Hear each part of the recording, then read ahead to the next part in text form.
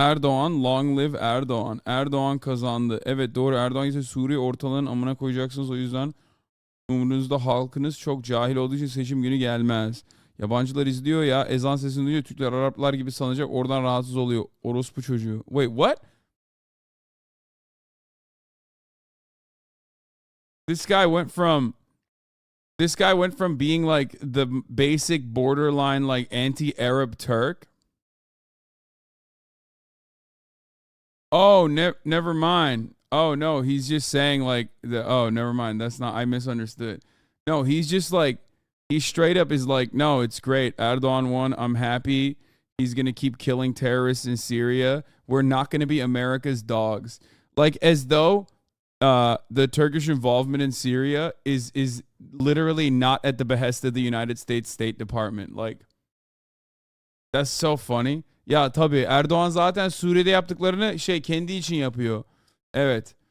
Amerika'nın köpeği değilsin değil mi? Salak herif. Geri zekalı. NATO'dayız abi. Salaksın. Yani yemişsin. Yarrağı zaten yemişsin. Farkında değilsin. Her zaman konuştuğun zaman ağzından zaten onun tadı var yani devamlı. Ama hiç aklında bile değil yani. Öyle bir yemişsin ki beynine girmiş yani direkt olarak. Yarrak. Salak herif. Geldi bana Amerika'nın köpeği olmayacağız. En büyük ortağımız Rusya'yı kaybetmeyeceğiz. Ağla kudur. Bana ne oğlum, ben Amerika'dayım gerizekalı. Yani kuduran bir herif varsa sensin yani günün sonunda. Bana gelmiş bana şey yapıyor ya. Amerikalı adama gelmiş kudur diyor salak herif. Oğlum kaç yaşındasın sen? Yani ne 20 yaşında adamsın. Ananın namına koymuşlar. Hayatın boyunca yani doğduğun günden beri bok gibi Türkiye. Salak salak Erdoğancıyız diyorsun yani. İnanamıyorum.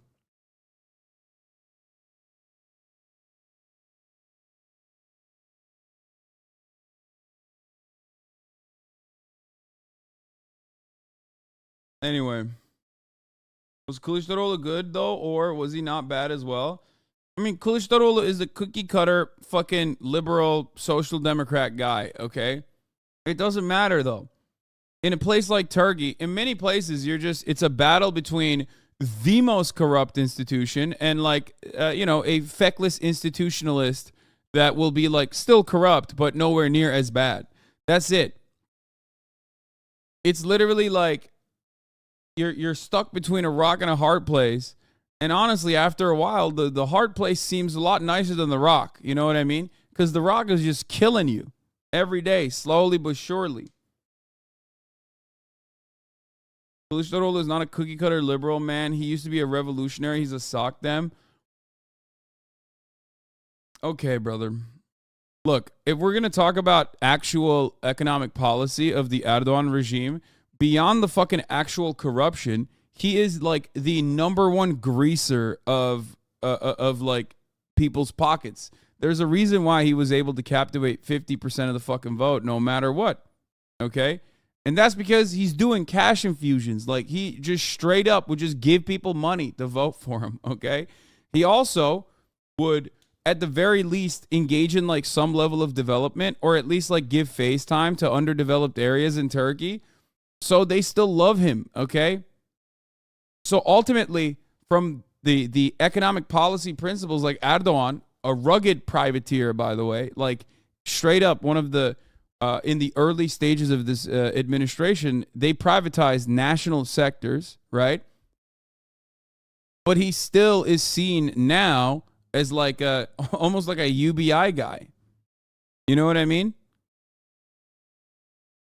So if you're looking at it through like a Western lens, it's going to be very difficult for you to comprehend, because Erdogan, for all of his faults and failures, is still very much like popular, partially because of the obvious religious conservatism that he harps on, partially because he's seen as like an anti-imperialist figure, anti-America, anti-Western figure.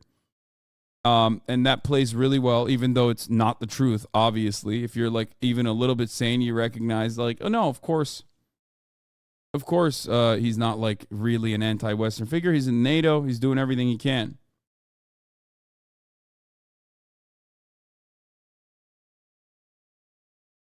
Okay. Kılıçdaroğlu literally in the last moment decided to harp on the nationalist heartstrings, hoping that maybe he could get that on vote, like the 5% over to his side by being like, oh yeah, no, we're definitely gonna like purge the refugees. Like literally in the 1 week, time frame between like the first election leading up to the runoffs, he was like, oh yeah, no, I promise, like we'll just be real bad to the refugees, like we're gonna kick them out or whatever the fuck, or we're just not gonna let anyone else in. And like, good luck. I mean, it's just like,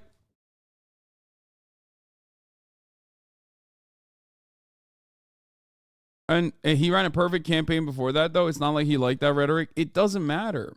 My point is, it's still lost. You know what I mean? It's like, it's the unfortunate reality is that Turkey, or at least enough Turkish people, would 100% prefer, as you saw, a despotic, religious fucking weirdo who is openly corrupt.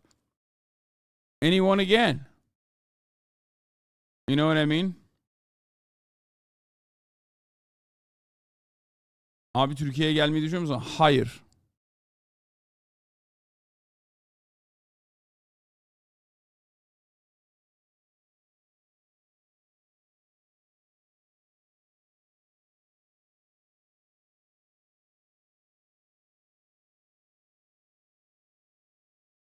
Anyway.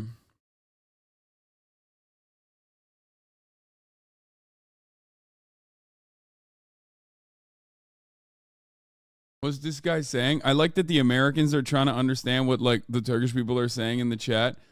That dude is saying like we like orc style politics. We're like fucking stupid. A lot of Turks are gonna say that they are disappointed with their fellow Turks today, which is understandable. I mean, that's like 30 years of getting ass fucked. Okay, of course they're gonna.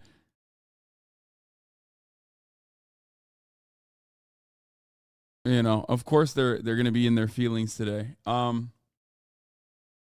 Anyway. Okulan yazılarımı. Birazdan yiyeceğim, bana haberin olsun. Son mesajlarıma bak, korkak diyor. Oğlum ne korkacağım gerizekalı senden. Zaten direkt olarak forçenli Türklerdensin yani. Bu ne, bu PFP ne?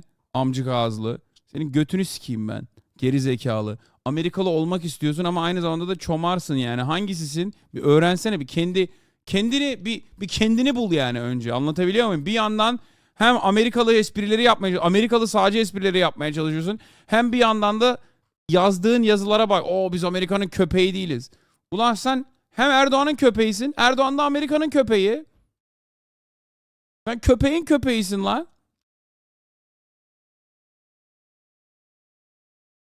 Ağla, dünyanın ekonomik yaptırımlarını yapın, hala ticaretimiz sağlam. This guy is saying, keep crying. You can do everything you can, like you can do all the world's economic development, but our trade is still solid. What trade? Ekmek olmuş 14 lira, bu adam hala diyor ki ticaretimiz sağlam. Oğlum PVC misin? Çimento musun amına koyayım? Baban çimento mu? Ne diyorsun lan, ticaretimiz sağlam diyor. Seni mi paketleyip sallıyorlar, gönderiyorlar başka yerlere? Gerizekalı. Tam bir salak ya, inanamıyorum. NPC ama tam gerizekalı NPC. Abi ticaret çok sağlam. Sanki sen yapıyorsun ticareti amına koyayım. Orada gidiyor şey yiyecek. Tavuk döner yiyecek, olmuş 25 lira. Hala bana ticaret diyor burada gerizekalı ya. Ne ticareti amına kodum? Sen misin ticaretçi? Twitch'te yazı yazıyorsun sadece gerizekalı. Bir de Erdoğan'a yazıyorsun. This guy's talking about fucking trade when like the dollar is literally like 20 fucking lira.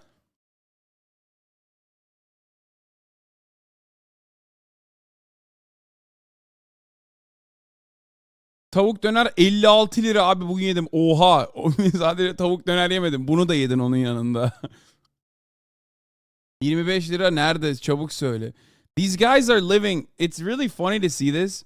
Because in many ways, these guys are just the same as like the American Trump guys who are like, Trump gave the greatest tax cuts in American history. He's an economic leader. And it's like, bro, what are you saying? Like, you literally make like maximum 70 grand a year in Oklahoma. Like, you didn't see the tax cuts, brother. That's not for you, you fucking idiot.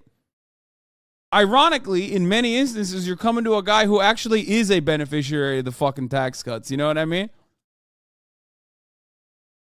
It's so weird. You're like, this guy's like blindly talking about how great trade is in Turkey. Okay? Gayet mutluyum hayatımdan, kendi ülkene bak. Her gün mass shooting, school shooting ile yaşamaya, ben ülkemde huzur içindeyim. He's saying you got too many mass shootings and school shootings, which is true, we do. And I'm fucking duking with the same fucking idiotic, brain-dead morons here in America as the same mentality persists in Turkey too, in the same way. The irony literally is just turning around and being like, bro, the trade is so good. It's like, yeah, dude. Yeah, you know, that's why the German Turks can come in and like buy your country now. You know, it's so good. Like, do you not live in Turkey? Like, how do you have this kind of attitude when you got like hyperinflation? It's insane to say this. It's insane to say this. Like, what are you fucking celebrating? Refresh at ulan kahpe. Son mesajlarıma bak. Korkma. Avrupa'da %10 enflasyon oluyor. Yarrağı yedik diye düşüyorlar. Bizde 300'e yakın enflasyon var. Hala ihracatımız durmadı. Amına koyayım sala. Az kafanı kumdan çıkar. $1 167 Japon parası ediyor. Onların ekonomisi kötü oldu anlamına gelmez. Mal oğlu mal.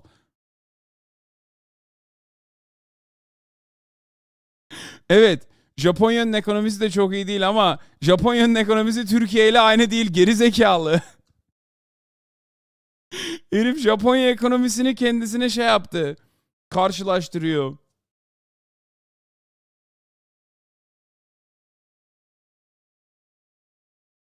Çok iyisin abi. Yok, eyvallah. Sen, you're doing it.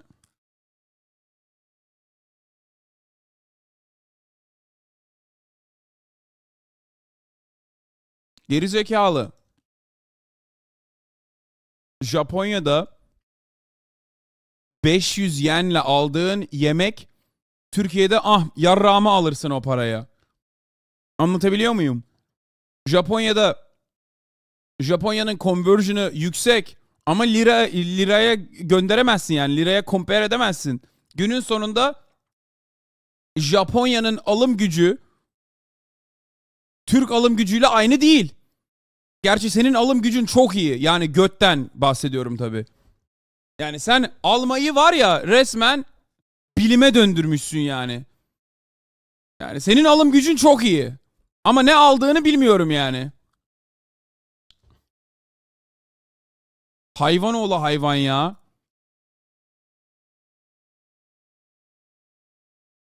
Japonya'da sent yok. Ondan aslında 1.67 dinleme onlara. Evet, günün sonunda da yani yen conversion'ı doğru değil yani Amerikan dolarıyla.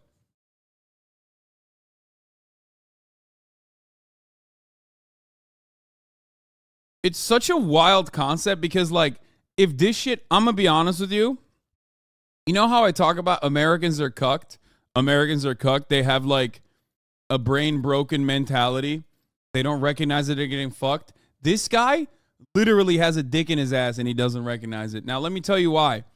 If the level of hyperinflation that's happening in Turkey happened in America, there would literally be like mass violence happening on a daily basis.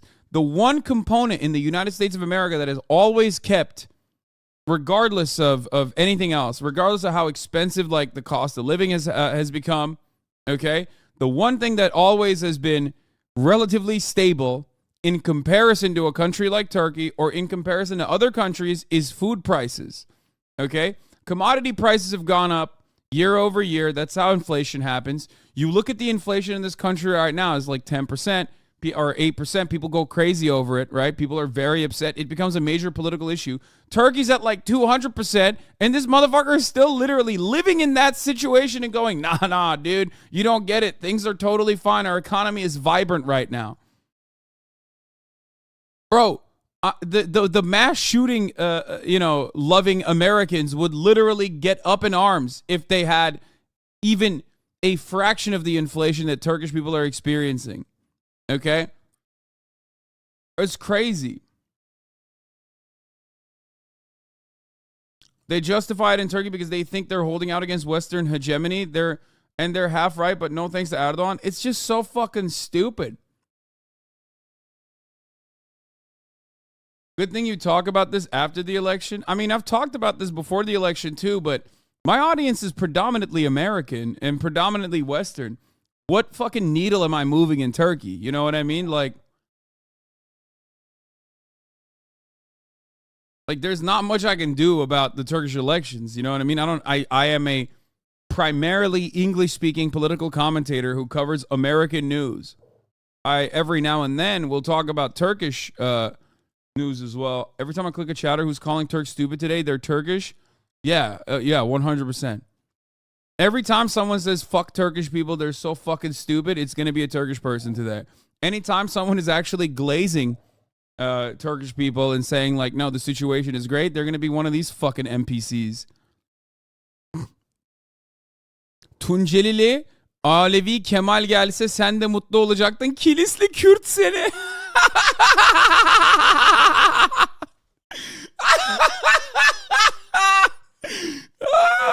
He said he's being, that's fucking mint, dude. He's being Turkish racist.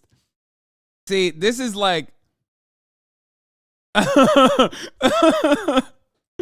okay, so he hit me with the racism combo. You know how like in Europe it's against Romanis, in Turkey it's Kurdish people and Arabs for the most part too, but like this guy says he's saying like Tuncelili Alevi Kemal Kemal Kılıçdaroğlu is Alevi, and Tuncelili I guess implies that he's like socialist, right? That's what he's saying. And then he turns around and he says, if he came into power, you'd be happy because you're Kurdish. You're a Kurd from Kilis.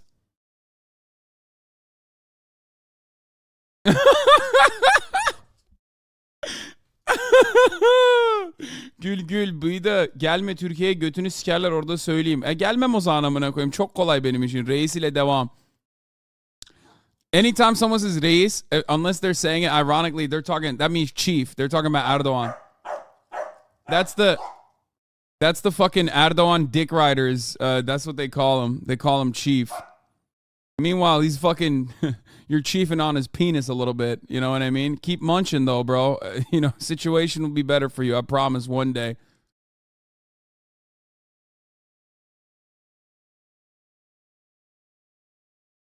But yeah, this guy is saying if you come to Turkey, we'll kill you, which is funny. That's abi Tayyip'i mi destekliyorsun? Lan neyi destekliyorum lan? Tayyip'i destekler miyim? Manyak mısınız lan? Oğlum saçma sapan konuşmayın. Burada Amerika'da Donald Trump'a laf ediyorum. Niye Tayyip'e? Türkiye'nin Donald Trump'ını niye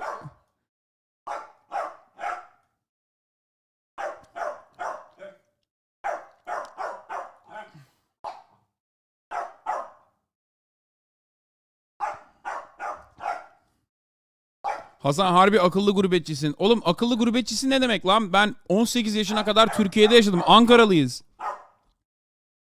Ankara bebesiyiz. Bana gelmiş burada şey diyorsun, gurbetçi diyorsun. Tamam yani son 12 senedir burada yaşıyorum. 13 senedir burada yaşıyorum ama yani günün sonunda ilk 18 senesini Türkiye'de yaşadık. Yapmayın etmeyin arkadaşlar. They're fighting. They're fighting over the fucking. They're fighting over the chew, the bully chew, which Fiona took over from Kaya. Hold on, I'm gonna give her another one. Kaya. Fucking A, dude. 30 oldun mu la sen abi? 31, 32 olacağız abi. 31'iz. Hey, Kaya, come here. Jonah, don't even fucking think about it, you bitch. Fuck.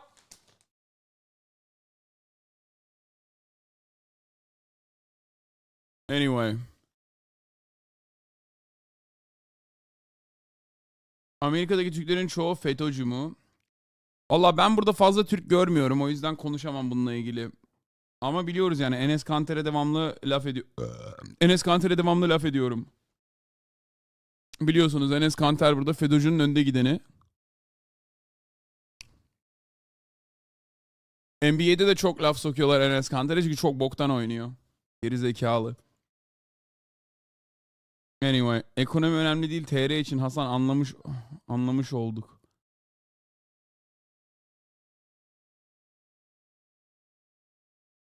Turks in the chat asking me how easy is it, how penetratable is the Mexican border to the United States of America? Motherfuckers are like gonna come to Mexico and try to cross the border into the United States, bro. I don't know. Valla giremezsiniz Meksika'dan abi. Çok kötü Amerika'da ya.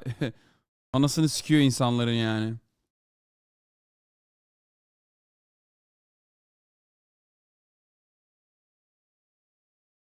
Anyway. Kanada'dan olur mu? Yok oradan da olmaz. Okay. All right, let's get started. Let me blast off real quick. We're going to talk about the debt ceiling too. And then we'll do Sunday Fun Day. We got memes, we got dreams, we got so much.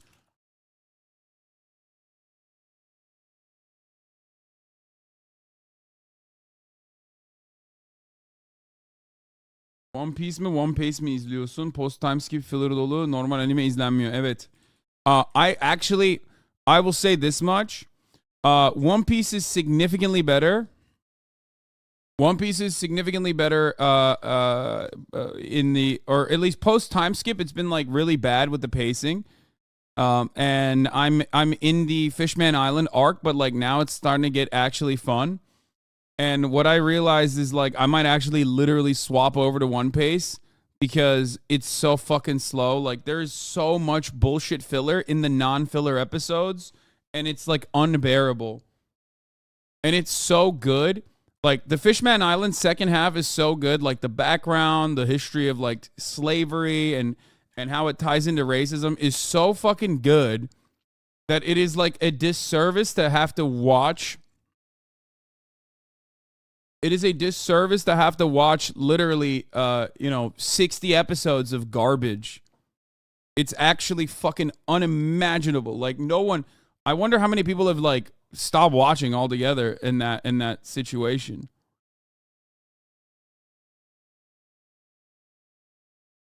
Yeah, One Piece is the Fisher Tiger is so sick. Is a great super cool character. Love him. But yeah. Türkiye'de hangi parti veya lideri senin görüşlerine yakın buluyorsun? Yok abi yok. Benim dünyada hiçbir yerde yok. Ayrıca sikimde de değil. Erdoğan olmasın da ne olursa olsun yani. Gerçekten. Yani tip herhalde belki ama günün sonunda arkadaşlar benim için benim için sadece tek umurumda olan şey Türkiye için Erdoğan olmaması.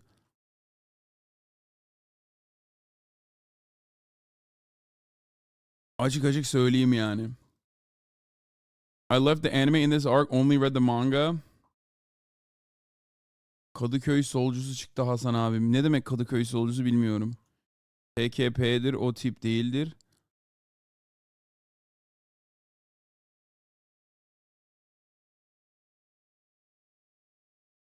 Just a wage slave here, wishing everyone, including Hasan, a fantastic day off tomorrow, and I hope everyone had a fun-filled... Oh yeah, it's Memorial Day weekend. Fuck, I forgot about that shit.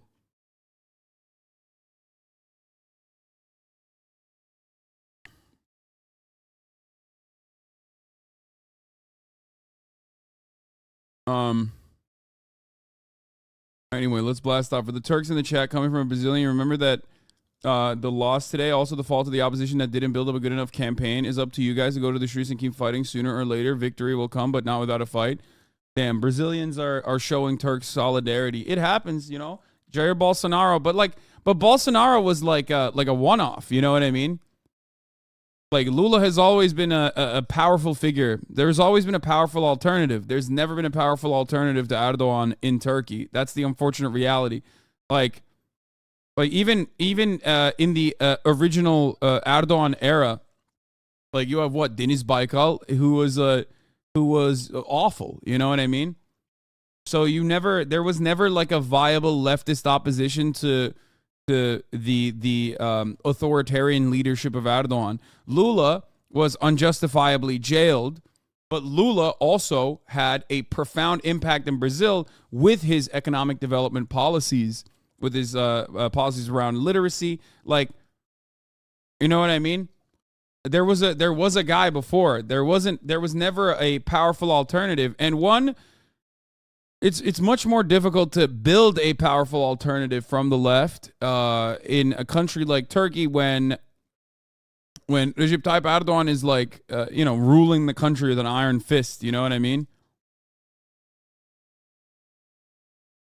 Only made worse by the fact that there is like a real justification for some of the authoritarian measures. Like, not to say that his authoritarianism is justifiable in any meaningful capacity, but like, he'll say this person is a Fethullah Gülen supporter, and then he'll arrest them, right? But also, there are Fethullah Gülen supporters, and there is a parallel government to a certain degree, one that is backed by the American state. Wait,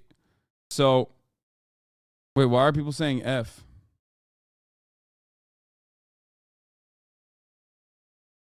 So, but like, it's by no means justifiable to jail every kind of fucking viable political opposition in the way that Erdogan has.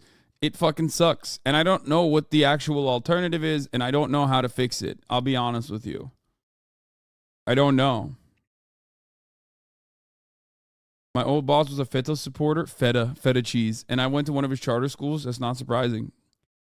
That's how powerful Fethullah Gülen's cult is, because they get the full support of the fucking CIA. You know what I mean? That's what happens when you are backed by the CIA.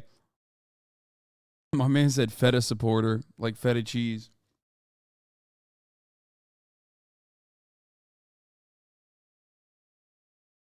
Do you believe it's possible that the vote was cheated in any way? Election fraud, such as ballot box stuffing?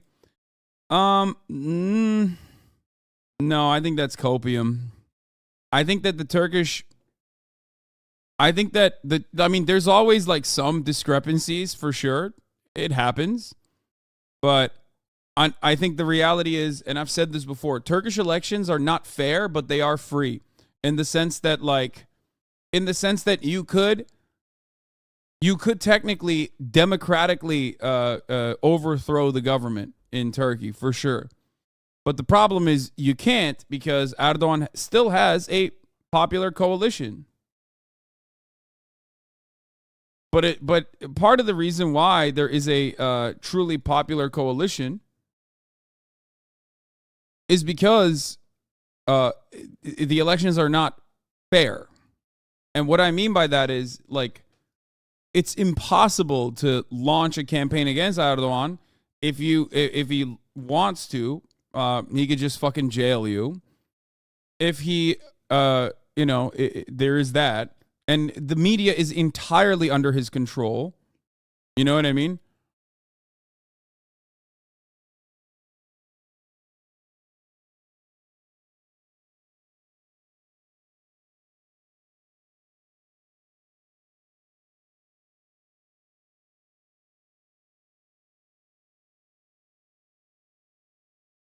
Hep son ana kadar umutluydum ama Atatürk'ü bırak Hazreti Muhammed bile şu Şam şeytanının karşısında alamazdı resmen. Bunun destekçileri tarikat. Yeah.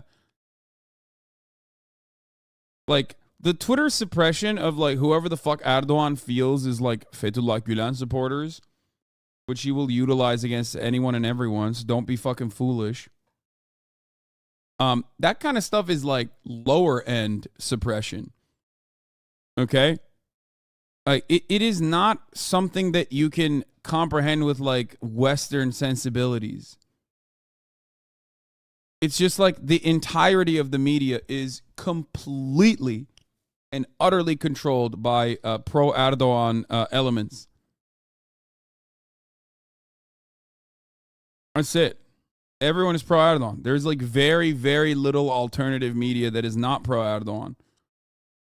So when you have an environment like that, even through a tremendous amount of economic instability, and that volatility is actually what creates a perfect environment for some kind of like counter movement to actually gain momentum. It still doesn't matter. They are able to dull the masses into submission. They are able to make it seem like they're doing great. They're doing a great job, even when they're not.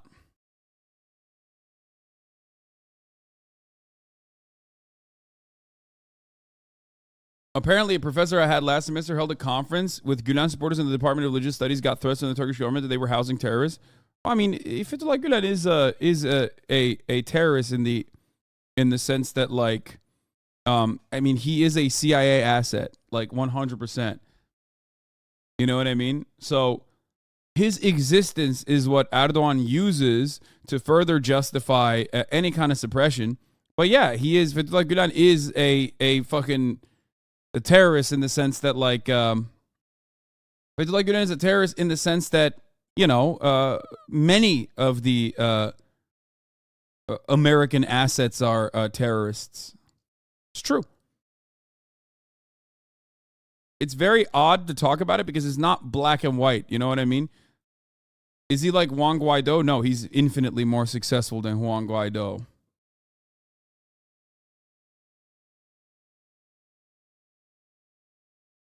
I mean, here, let me show you something. Okay, this is real.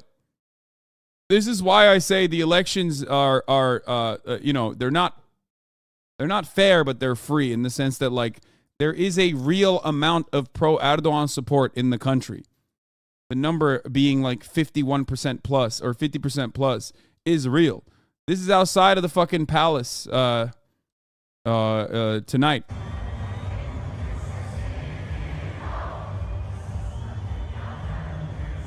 The economy is shit. There's like a lot of suppression of civil liberties.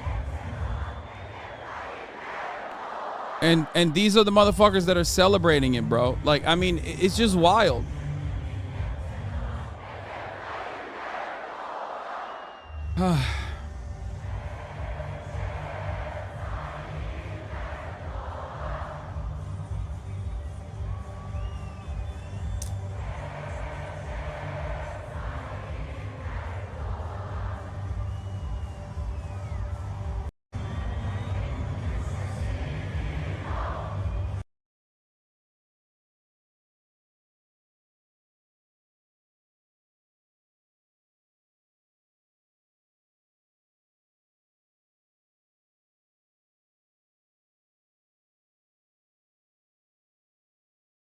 If the earthquake happened closer to the election, would that have moved the needle? No. No.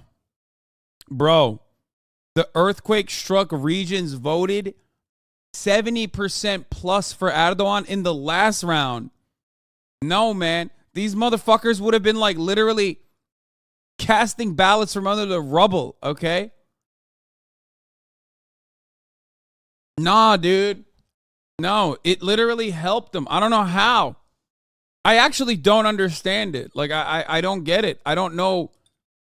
They don't, like, it's hard to understand. It's hard to comprehend. But, like, the example I use is West Virginia, right?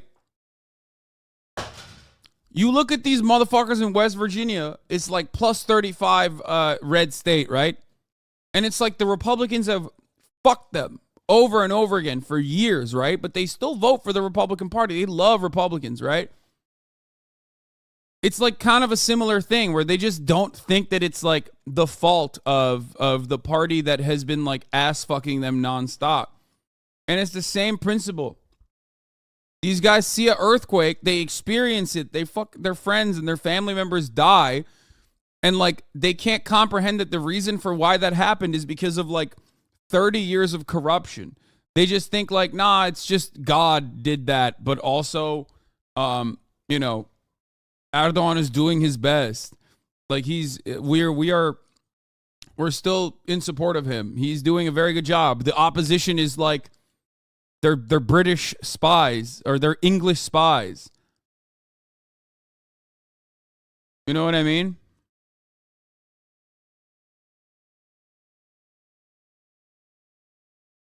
Meanwhile, Turkish lira slips as Erdogan claims victory.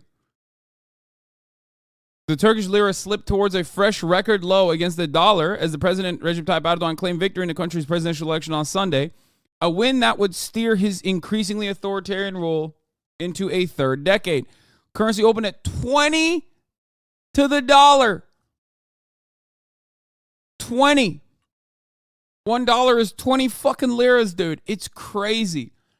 And because the Turkish economy is pegged on the dollar, that means like, that doesn't fucking mean that it's good for the Turkish people, because then every price goes up. Like everything. The price of everything is basically off of like it feels like the Turkish people exist under the dollar. Like they're buying things. Their purchasing power goes down when this shit happens. It's not just like good for trade per se. Okay? It's not like it's not like what you can purchase for 20 lira stays the same. No, it doesn't.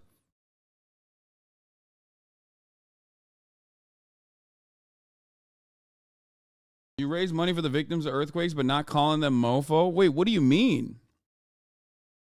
Brother, it don't matter if they're fucking pro Erdogan. They don't deserve to fucking die. What kind of stupid shit is this? I talk about this all the time. What do you mean? I don't give a shit. You know, of course I'm going to still fucking raise funds for earthquake relief. That is an insane take.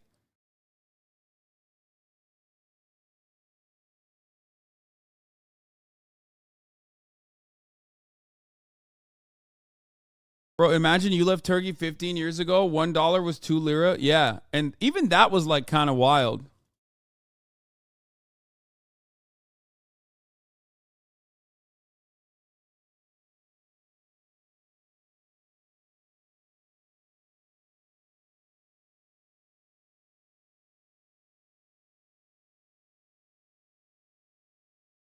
Hasan gerçekten AKP verdi diye yardımlarım haram olsun diyenler var. Ama benim sikimde değil o insanların perspektifi. Ben öyle bir insan değilim.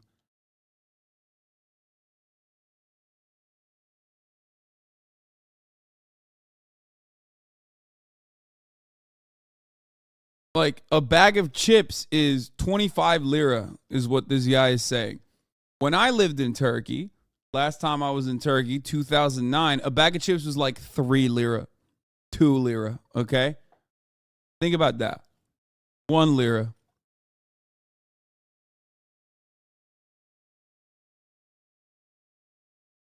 Think about that shit. That is insane, dude.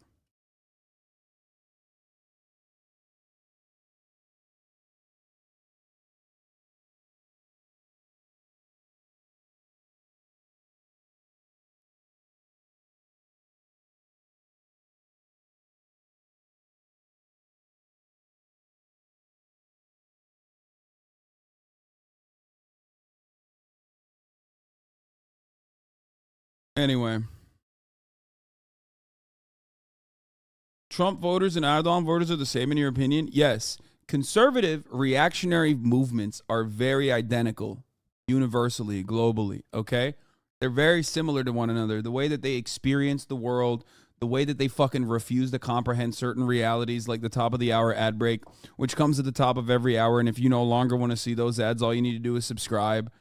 For the Turks in the chat, with your inflation, it's probably not $5. In America, it's $5. So what? That's $100. 100 lira for the Turks for a subscription.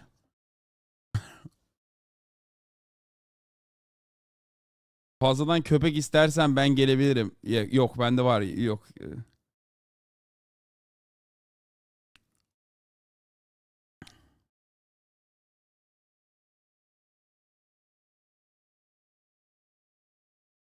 I mean, people still have a way to live. I don't know how else to describe it. Like, no matter what happens, you still figure out.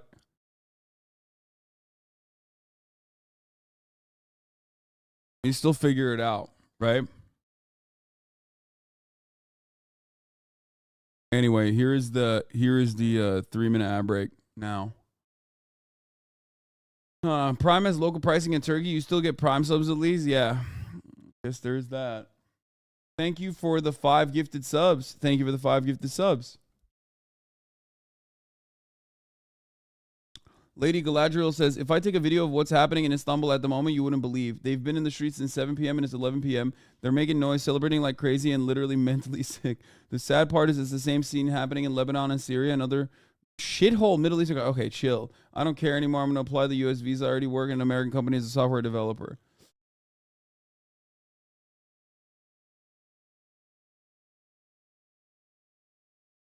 You think Erdogan doing you think Elon doing Erdogan's bidding had a tiny effect? No.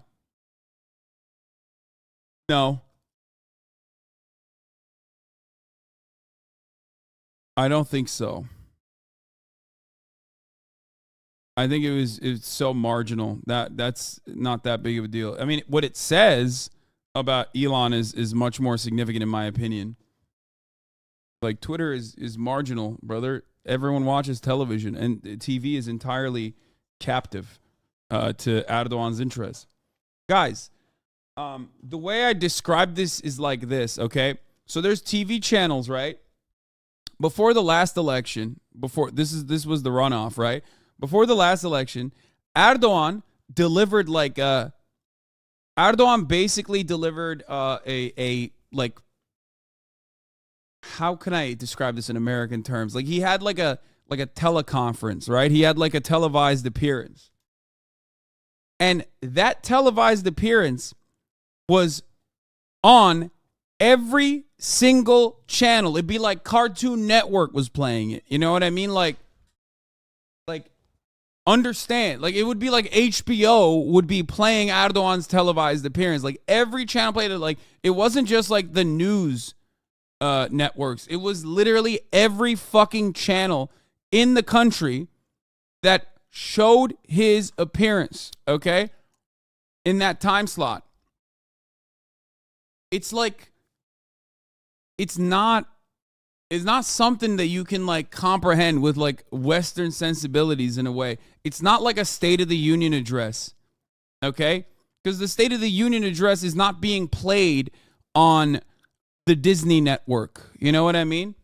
So he did that shit, and the opposition has none of that. If you look at like the actual, and this wasn't an emergency broadcast, this was just for him to basically prop up his campaign one last time before the election.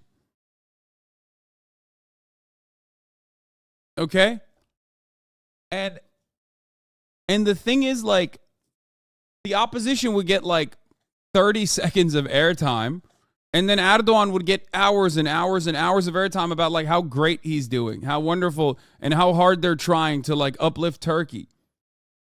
And Turkey is also a country with a lot of like, you know, hyper nationalistic sensibilities. Even the most average Turkish person still is like, by Western standards, like an ultra nationalist. You know what I mean?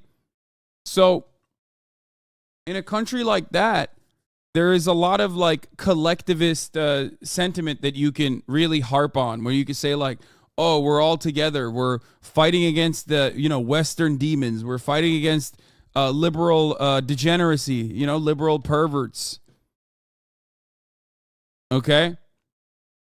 Like, when you, even on the left, even like the leftist coalition, the liberal coalition still had like, you know, they were still trying to express as much nationalistic sentiment as they possibly could, but it was nothing in comparison to like Erdogan, who did, you know, who controls it, just like Just like when the Democrats will prop up like a patriotic military veteran against like a Republican that has never served, and the Republican that never served is seen as like significantly more patriotic than the veteran that the Democratic Party is putting forward.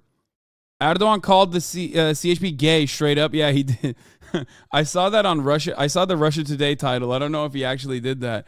I mean, it was pretty funny. Hold on. Let me see if I can find it. Yeah, he did do that. He did say that. Erdogan calls opposition pro-LGBT at the election rally.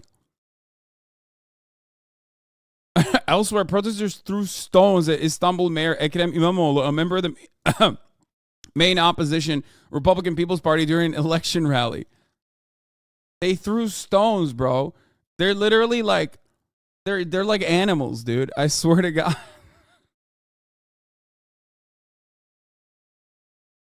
Hayvan abi, ne anlatayım ki?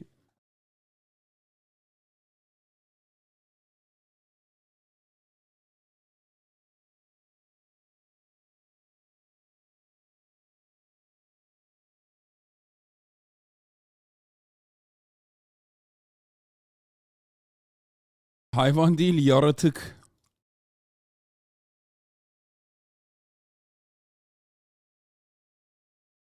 At his rally in Istanbul, the president was appealing to his conservative Muslim voter base. AK Parti, AKP, and other parties in our alliance would never be pro-LGBT because family is sacred to us. We will bury those pro-LGBT in the ballot box. Erdogan has toughened his rhetoric against the gay community in recent years, frequently labeling members deviants. On Sunday, he also attacked his key election rival Kemal Kılıçdaroğlu, who heads the main opposition alliance. My people will not allow drunks and boozers to take the stage. Erdogan also said, Mr. Kemal, you can drink barrels of it. Nothing can cure you, he said.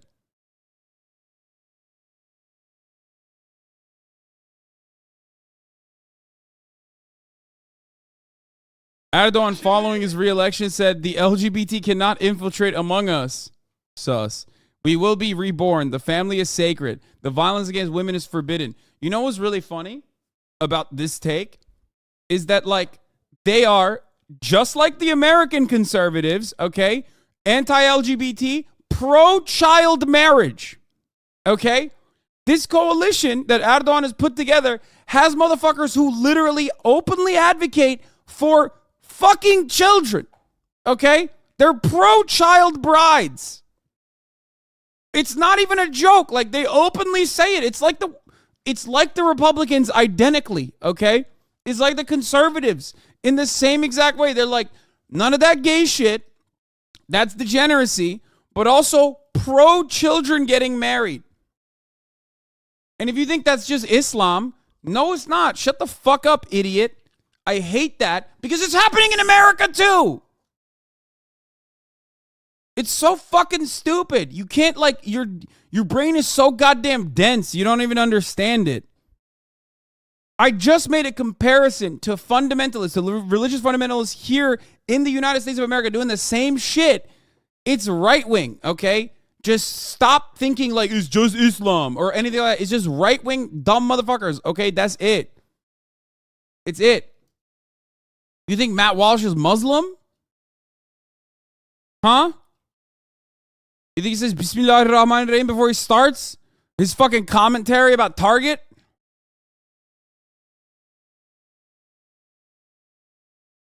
Mahmut Walsh. Also, none of these motherfuckers are like actually religious, okay? It's just bullshit. It's just a facade. It's a facade to get like dumb motherfuckers in rural areas to vote for them. That's it. Ümmetin lideri Matt Walsh. Aynen. Mehmet Walshoğlu.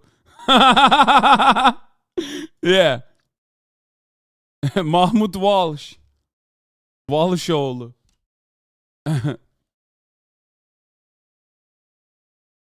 Din kardeşlerimiz ama camiye gitmiyorlar.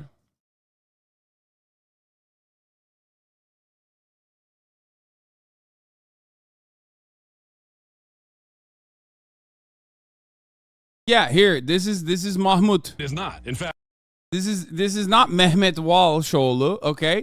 This is just American Matt Walsh.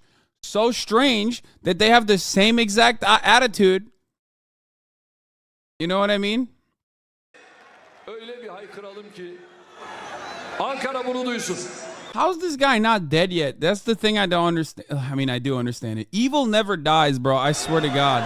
İstanbul'un tüm ilçeleri bunu duysun. Kardeşlerim, bu CHP LGBT'ci midir? CHP LGBT'ci midir? I'm sorry. It's like funny to hear literally the same rhetoric from this fucking monkey, okay? This fucking animal over here. Jesus Christ, dude. LGBT'ci midir? Bu HDP LGBT'ci midir? Bu İYİ Parti LGBT'ci midir? He's saying like every single. He's asking the crowd. He's doing crowd work. He's saying, you know, all the opposition coalition parties, like one by one, he's calling them out, saying, are they LGBTG, which is LGBT supporters, basically. Yeah, he's doing his call and response. Yeah, just like the fucking idols that we watched yesterday. That's his call and response. And the audience goes, ugh, ugh. LGBT'ci midir? Ugh.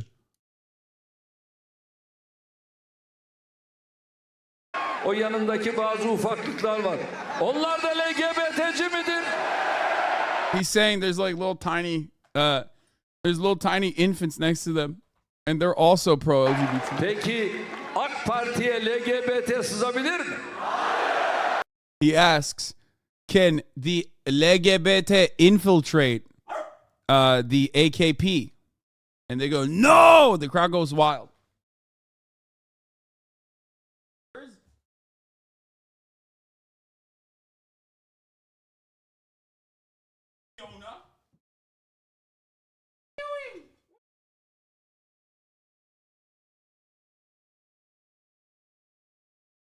Oh.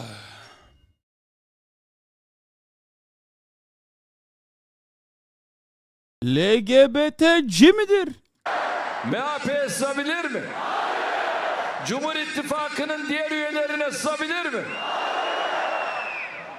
İşte unutmayın. Yunus'un her dem yeniden doğarız. Bizden kim usanası dediği gibi her seçim bizim için bir yeniden doğuştur. Bizde aile kutsaldır. Aileye Yeah, he's saying family is holy, okay? In our understanding of the world. kimse dil uzatamaz. No one can speak out against the family. Kadına şiddet bizde yasak, No violence towards women. We do not allow it. haramdır. It's haram. So this part is actually really interesting. So let me say something. First of all, there's a lot of femicide in Turkey. Obviously, there's a major problem with that. But having said that, Turkey has always had like a aggravating like what's the term for it? So in Turkey, in the laws, if you actually do harm towards women or children, it has like an additional penalty on top of it. So technically, in a weird way, like it enhances your punishments, and that is something that is true. There is literally it will add additional like an aggravating enhancement. Like it's an aggravating factor. So technically he's not wrong about that, even though it's like not necessarily utilized, because there's like plenty of fucking there's plenty of violence towards women. So but that's why he's saying that. Buna kimse tevessül edemez. Ve ümüğünü sıkarız. Ümüğünü sıkarız ne demek lan? He said we'll squeeze the... Ümük ne? Ümüğünü sıkarız ne demek lan? Yani boğazını... Oh, okay. He's saying we'll choke them. Throat. Okay, neck. But like he said it in a very weird way. Önümüzdeki dönemde milletimize ne söz verdiysek onu yapacağız. Yerine getiremeyeceğimiz hiçbir sözü vermeme prensibimize de bağlı kalacağız. Yeah, he's like, I'm gonna fulfill all my promises, blah blah blah, all this shit. Yeah, it's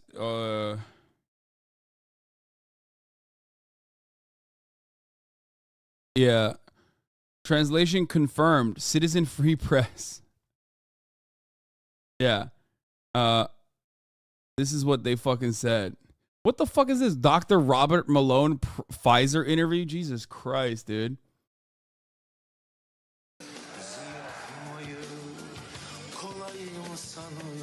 If you would like to listen to Erdogan singing, lol, what the fuck? Wait, what? No, there's no way. Is this ulan şarkı mı söylüyor bu herif? Hazır mısınız? Kolay mı sanıyorsun? Söyleyelim şimdi tüm dünya duysun.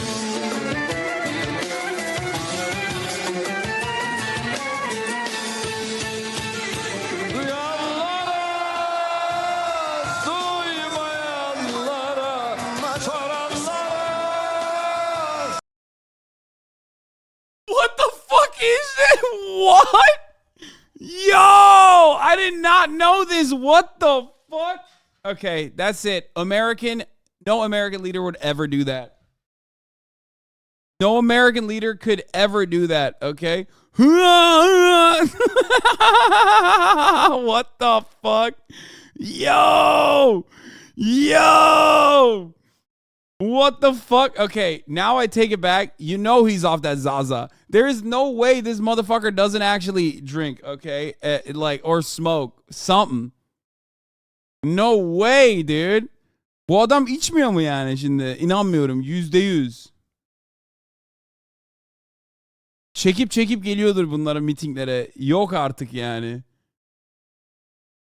Öyleydi ama son zamanlarda kalktı. Legal olarak kaldıramadılar. But they still lower the femicide crime though. Good behavior in court, which means you just wear a suit. Sormayanlara, biz onu seviyoruz. Çok seviyoruz.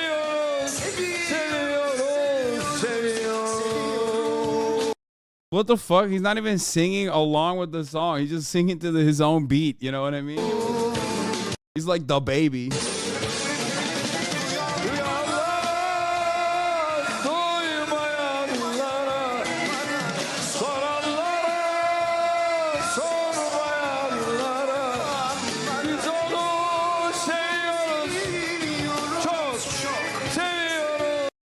Bro, who does this motherfucker think he is, bro? He thinks he's spitting. Fiona. No. Let Kaya have that. You have your own. Get your own. Don't look at me like that.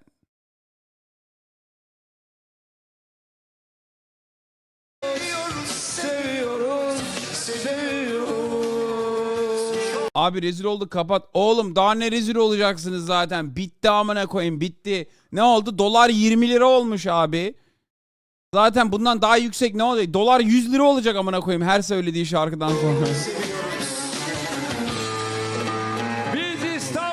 What does seviyorum mean? It means I love it. Çok seviyoruz. He said we love Istanbul. We love it a lot. Üsküdar'ı çok seviyoruz. Bro, what the fuck? I can't believe this. This is unacceptable. That's unacceptable, dude. Hazır mısınız? Önceden dediğine bak LGBT ile ilgili. 2002 yılındaki Erdoğan LGBT'li yurttaşlar için, o yönelimdeki insanlar için bakın ne demiş. Bir defa yani eşcinsellerin de kendi hak ve özgürlükleri çerçevesinde He's talking about rights for gay people, like queer bir people. defa yasal güvence altına alınması şart. He says we must. Oh my God. He literally said we must 20 years ago. Okay?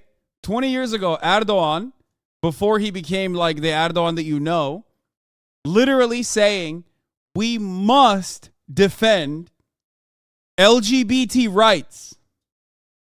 Zaman zaman bazı televizyon ekranlarında onların da muhatap oldukları muameleleri bir defa insani bulmuyoruz.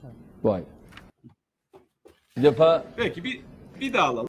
Wait, what? onların da muhatap oldukları muameleleri bir defa insani bulmuyoruz. Bu ayrı.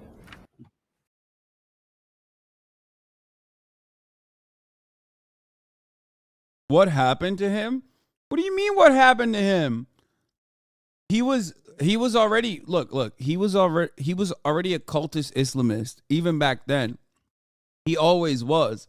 But he was a conniving, cunning politician, so he was just saying whatever he wanted to say to get Western support. Bir defa Peki bir daha alalım. yani eşcinsellerin de kendi hak ve özgürlükleri çerçevesinde bir defa yasal güvence altına alınması şart. Zaman zaman bazı televizyon ekranlarında onların da muhatap oldukları muameleleri bir defa insani bulmuyoruz. Ne demek? İkinci tarafı ne? Muhatap oldukları insani bulmuyoruz. Ne demek? Anlamıyorum ben onu. Lan vallahi Türkçeyi mi unuttum amına koyayım? Nece konuşuyor bu herif? Ben ya vallahi unuttum yani herhalde bazı sözleri. Ne diyor? Anlamıyorum. Like he's saying adam yani ikinci tarafını anlamıyorum ne dediğini. He's saying that the people who are anti-LGBT are being inhumane towards the gay community. Is that what he's saying? Or is he saying that like the way that the LGBT on television is like misbehaving? Onu biz 20 senedir anlamıyoruz, sen rahat ol.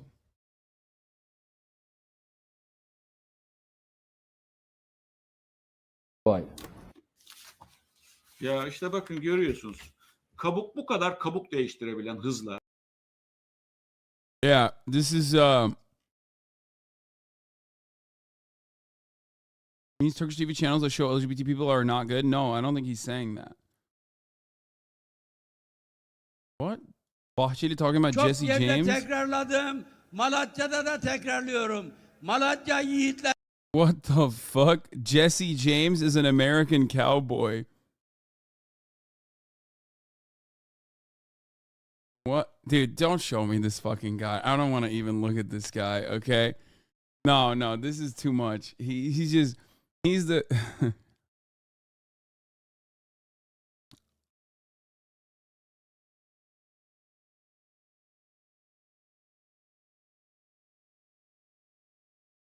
I just don't know. Wait, what? Seçimin son günü. Gönlü Toroslar kadar yüce. Gönlü Akdeniz kadar engin. Türkmen uşaklarına sesleniyorum. Hans, Sam, Tony. Fuck, dude. This is the ultra nationalists, okay? JJJ. This is MHP, okay? They are the ultra nationalist, psychotic fucking right wing nationalist party, okay? And he's speaking out to the entire Turkic world. You know how like I'll sometimes say like, you know, the Native Americans are Turkish? Like these guys literally believe that, okay? They are the Grey Wolves, exactly. And he's I guess he's like doing a call out to all the fucking, you know, Western world. Johnny, Herkel, Frank, alayı birden Türkiye'de Recep Tayyip Erdoğan'ı silmeye kalksa. Oh no, this is that. No, stop. Ya yapmayın oğlum, göndermeyin bana onu. He's saying all the names that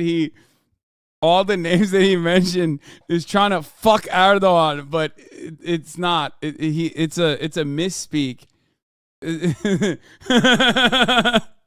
It sounds so stupid. Okay. I can't. Well, let's just move on. This is not serious. Stop.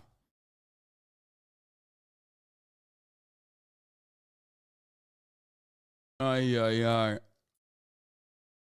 Erdogan wins. Erdogan must be feeling pretty invincible right now after winning yet another election. However, he won't be for long because he's really pushed Turkey's economy to the brink to pull off this win. So now as the lira nosedives and his unorthodox mix of solutions is starting to crumble, the Turkish economy is rapidly nearing its breaking point. Just to illustrate, the thing is, I don't even understand. Like, I mean, he has strangled the Turkish lira. Okay. However, and you can't do that unless you're America. You can't just like, a lot of other countries think that they could just like print as much money as they want without any sort of like, financial feedback. Okay. But it doesn't work that way because, only America gets to do some version of modern monetary theory, which they're not really doing, but like they could do, you know what I mean? Because America is the world's bank. When Turkey does it, especially if you're sometimes in opposition to the United States, like your currency is going to get hyper devalued. Okay. Meanwhile, considering that your economy is pegged to the dollar, everything is going to become more and more expensive, even though your currency is devalued. However, because of the way that Turkey presents itself in the global marketplace, you don't even necessarily get the influx of foreign capital into Turkey that would then come in. Okay, that would then come in and basically like purchase everything for pennies on the dollar, because at least, back when I used to cover this kind of stuff, I mean, when I even worked many years ago at Habertürk, Bloomberg Habertürk, many years ago, one thing that foreign capital always, the perspective that foreign capital always had about the Turkish economy is that it is incredibly corrupt. And there's a lot of truth to that, which is why people don't want to do a lot of investment in Turkey. So that's another reason why the economy doesn't even recover and doesn't even see the supposed quote unquote benefits that you would possibly get from your devalued currency. how little time the country has left, the Financial Times has reported that in the 6 weeks leading up to the first election round, Turkey's central bank lost roughly 15% of its foreign exchange reserves in an effort to prevent the lira from falling faster than it already did. So the market participants are now increasingly betting on an imminent default of the Turkish government, and this means that Turkey could soon join countries like Lebanon, Sri Lanka and Argentina to become the latest economic basket case. But why now? Why is Turkey's economy now reaching a breaking point after it held out so much longer than many analysts predicted? And is there any way that it can still be saved? To answer these questions, let's first do a quick recap of the two big problems that have been plaguing the Turkish economy. For years now, while the Turkish economy grew at an impressive pace, its currency, the lira, kept falling, contributing to sky-high inflation in Turkey as imports kept getting more expensive. Luckily, economists and the Turkish government largely agreed on the two big problems, leading to the lira's rapid decline. We'll dive into those two details after I tell you all about the sponsor of today's video, the Daily Upside. As anyone who spends time consuming financial content is well aware, holy fuck, that's a long-ass sponsor. Lira's rapid decline. The first problem was a massive trade deficit, meaning that for years Turks have been importing more than they export. This has consistently put pressure on the Turkish lira. After all, to buy foreign goods, you need foreign currency. And so, on average, for import-focused Turkey, there was a lot more demand for foreign currency than for the Turkish lira. The second problem was rapid dollarization, meaning that in essence, a small dollar-based economy grew inside Turkey that was getting bigger and bigger as Turks increasingly felt that their own currency was losing its value too. This is precisely the reason why I said, is that true? Yes. This is literally the reason why it doesn't matter. Like when, this is why it's significantly more devastating when the dollar, the price of a dollar, it becomes more powerful in comparison to the Turkish lira, because the entire fucking economy operates on the dollar all of a sudden. Fast. Ironically, this made the lira fall even more as Turks increasingly sold their liras so that they could save in dollars, euros or gold. But while economists and the Turkish government basically agreed on these two problems, they didn't agree on a solution. You see, the standard way that economists recommend that you deal with a currency that is falling too fast is to raise interest rates. This will simultaneously discourage banks from lending into... Dude, listen, I know that Turkey Turkey is a very interesting country when it comes to its foreign policy. Like, they're part of NATO, but they also are like always collaborating with the Russian government, and they have a much more neutral stance towards Russia. However, what would be truly interesting and kind of awesome is if they had a more collaborative relationship with China. Now, I don't know if they will do that. I'm not entirely familiar with like Chinese-Turkish relations.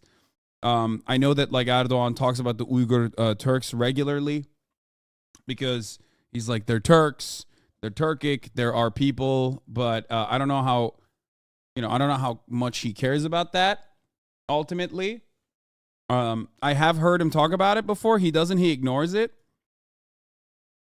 Uygurları götüne takmıyor. Okay, well, he never talked about Uyghur Turks. No, they see it as they see Uyghur Turks as like I mean, there are literally Uyghur Turks in fucking Syria. What are you talking about?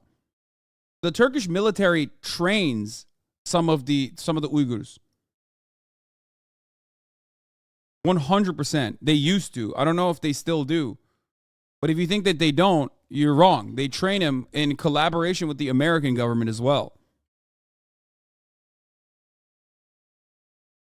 What the Erdogan government says versus what they do is two entirely different things. You have to remember that. He ignores it and sweeps under the rug for the most part. Çin'in anlaşma yaptıkları için susuyorlar. Okay, well, I don't know what their relationship is going to be with China, but that could be one avenue of some kind of economic revival, potentially. To an economy that is running too hot, decreasing inflation, and it will also make the currency more attractive for both foreign investors as well as local Turks by offering a higher return. However, Turkey's President Erdogan famously hates high interest rates, be it for religious reasons, saying stuff like this at his rallies. Onların dolarları varsa bizim Allah'ımız var. Or some say that he believes in a highly Ulan Allah ne yapacak? Ekmeğin fiyatı hala neyse ne yani. Onu istediği kadar istediği kadar Allah Ekber de olmaz yani. Ekmek hala 5 lira 10 lira. Oh no, that's crazy. He said the notion of like being anti-usury because you're Muslim is pretty funny. Islam does consider usury to be a sin. So does Christianity, technically.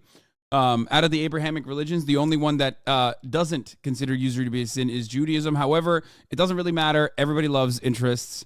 Everybody loves debt. It's fucking ridiculous to claim that like he has any kind of like religious purpose behind it. I don't think that's the reason. Orthodox economic theory that predicts that interest rates that are high actually cause higher inflation. But whichever it is, he often ordered the central bank to lower interest rates precisely when standard economic theory would advise that you raise them. And this is why economists have long been predicting the collapse of the lira. However, as I discussed on this channel at the end of 2022, this did not lead to the collapse of the lira at the time because Erdogan's government was tackling the lira's fall using some highly unorthodox solutions. First, Turkey's central bank sold off a lot of its foreign exchange reserves to prop up the lira, and then, when it basically ran out, it convinced former geopolitical rivals in the area to lend it foreign exchange reserves in exchange for political favors so that it could keep propping up the lira. Second, to counter dollarization, it started its so-called lirarization strategy. Now, in effect, this meant that Turks, which had foreign currency, could open a special deposit account for which the government would compensate them with more liras if the lira fell so much that the owner would have been better off keeping the dollars. And actually, this worked for a while, halting dollarization, stabilizing the lira, and this gave the Turkish government some time to tackle its other big problem, its trade deficit. However, despite some successes like opening a massive new gas field in the Black Sea, Turkey's trade deficit got wider than ever before. Now, the most likely explanation for this is that throughout 2023, Erdogan encouraged the Turkish banks to extend more and more credit, and this new money in Turkish hands was spent buying more stuff in Turkey, increasing inflation, and it was also spent outside of Turkey, driving the value of the lira lower. And so, after some relative stability, the lira continued its fall, and this now means that Turkey's economy is nearing a breaking point. You see, the fall of the lira is now undermining both of Erdogan's unorthodox solutions. First, while the Gulf states have been willing to support the lira in exchange for political influence, its continued slide is making it riskier and riskier for them to keep lending dollars to Turkey because of the decreased chance that Turkey can pay them back.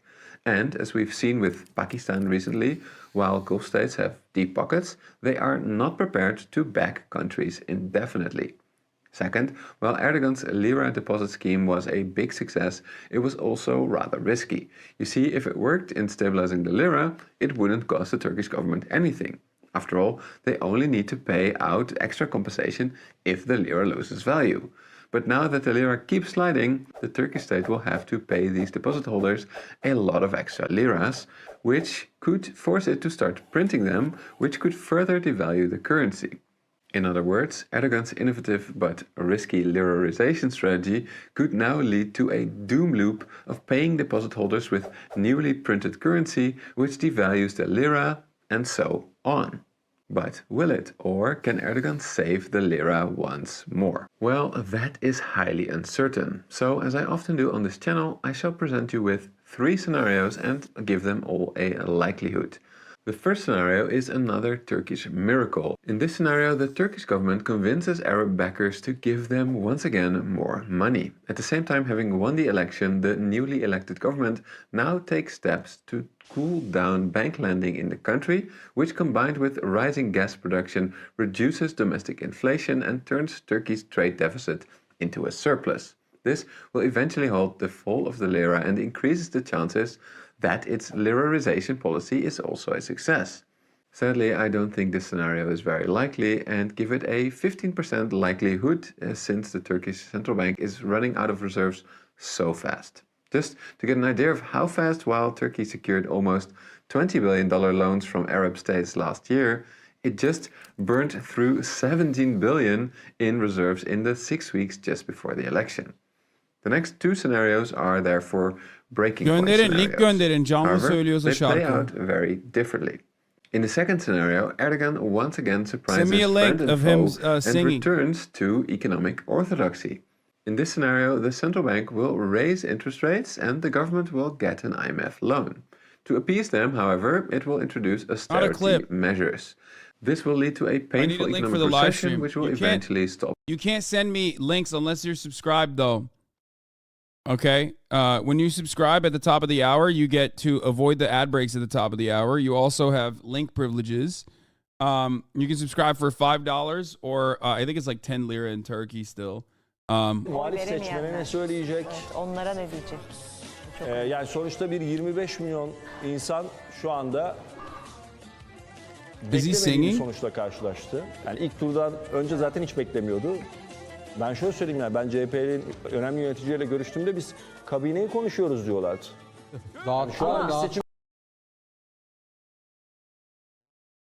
No, not this. Okay. Biz severiz. Kandil'dekiler sevmez. People in the Kandil don't like it, but we like Onların it. uzantıları sevmez. Their extensions don't Ama like biz it, severiz. but we love it. I don't know what he's talking about. Şu andaki tablo sevgililerin tablosu. Baron Cat. Resmi rakam. Tucker Agor, thank you for the 10. 320 bin kişi şu anda burada. Yolları Kandil is söylemiyorum. PKK. Oh. Havalimanından buraya kadar yollar maşallah tıklım tıklımdır. He's saying it's packed. The roads are slammed all the way from here to the airport.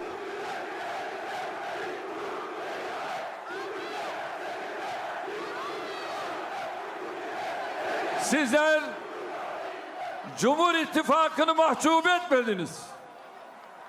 Cumhur İttifakı'nı bu yolda yalnız komadınız. You did not leave our Bu yolda beraber our coalition yürüdük. behind. You protected us. Gece gündüz demeden yürüdük. We kept Ve walking night and sizler morning. bu görevi yine bizlere verdiniz. You gave us the job once again. Türkiye 100 yılını beraber inşa ve ihyaya devam ediyoruz. We're gonna keep building for the next Hazır 100 mıyız buna? years. Aziz milletim, ekranları başında bizleri izleyen kıymetli vatandaşlarım. All of you that are watching Sevgili Ankaralılar. at home. The people of Ankara.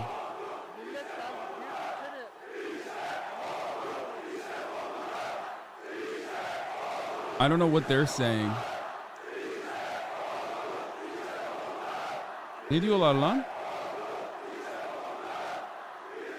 Değerli dava ve yol İşte arkadaşlarım. ordu, işte komutan. Sizlere Oh, kalbi they're saying here duygularımla, is the military. hürmetle, This is our military. This is our selamlıyorum. commander. Cumhurbaşkanlığı seçiminin ikinci turu. Hamdolsun kayda değer herhangi bir sıkıntı, sorun yaşanmadan tamamlanmıştır. Bro, look, Kahramanmaraş, 75% Erdoğan, bro. Gayri resmi 75% seçimler Erdoğan. sonuçlarına göre milletimiz Cumhurbaşkanlığı görevini There you go. 5 yıllığına daha That's bizlere fucking tevdi crazy. etmiştir. So I need you to understand. I need you to understand something. Like, this dude is popular as fuck, okay? Bizleri tekrar The layık idea that gören he's not milletimin popular is her not bir true. He ferdine is still incredibly fucking şükranlarımı popular. sunuyorum.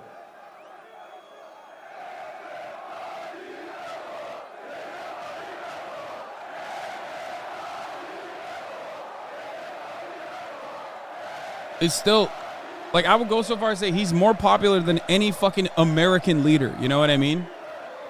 Like, in the United States of America, the plurality doesn't vote, right? In a country like Turkey, this dude's real popularity is probably higher than like an American president's popularity at any given Yurt moment. içinde ve yurt dışında sandık başına giderek iradesine sahip çıkan Is it because he owns the press? demokrasimizin gücünü It's because he owns the ispatlayan press. It's a multitude of different reasons vatandaşıma I've mentioned before. Aha, teşekkür kilis. ediyorum. Amına koyayım. Kilise bak 69 vermişler. Yuh. Bu süreçte seçimin en 70% sağlıklı şekilde yürümesi Where için my grandparents are from. görev yapan A vote for Erdoğan. kamu personelini, Aa, parti Konya. temsilcilerini, Konya'dan bekliyoruz sandık ama bunu. görevlilerini, müşahitleri, emniyet mensuplarını, The Alabama diğer of herkesi Turkey. tebrik ediyorum. Çok partili siyasi hayatımızın en önemli seçimlerinden birinde milletimiz kararını Türkiye 100 yılından yana kullanmıştır.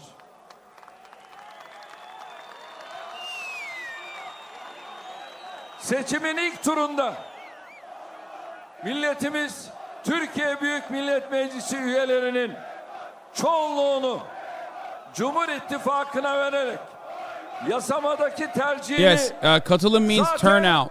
ortaya koymuştur.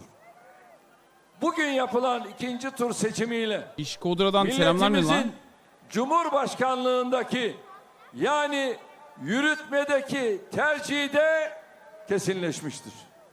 Why do they like him so Milletimizin her much? Because he's like a fucking religious cult-like leader, brother. He tugs on the heartstrings in a very weird way. He is like the singular force of the singular champion of the Islamic world in the eyes of a lot of people. He's like he's like restoring the caliphate and the Ottoman Empire to all of its glory. They think that like he is literally like God King. You know what I mean? That's his guy. Partially, and this is controversial, and I think Turkish people might get mad at me for saying this, but partially because there was a lot of religious oppression. There was a decent amount of religious oppression, but it's the same fucking conservative rhetoric and the conservative mentality in Turkey. They saw him from the jump as like the defender of Muslims. That like the government since Atatürk, since its inception, has always defended like Western liberalism and principles like that.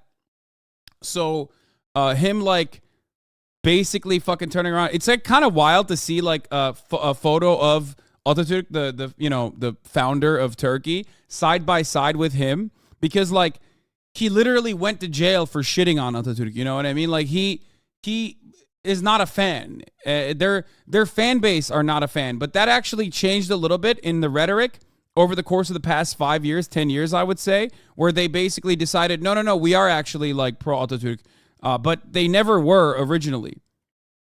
Originally, the opinion was that like the original opinion was that like Atatürk is a drunk, he's a bad guy, he was a Western element, and he actually tampered the Islamist movement within the country. And now they actually still, from one side of their mouths, shit on him, which is a big no-no in Turkey. And then on the other side, they say, no, actually, he's very similar. His principles are similar to our principles. 85 milyonun hep beraber olmasından kaynaklanıyor. Şimdi burada ben hesap uzmanı değilim. Ama hesap uzmanının hesabında galiba bir yanlışlık var.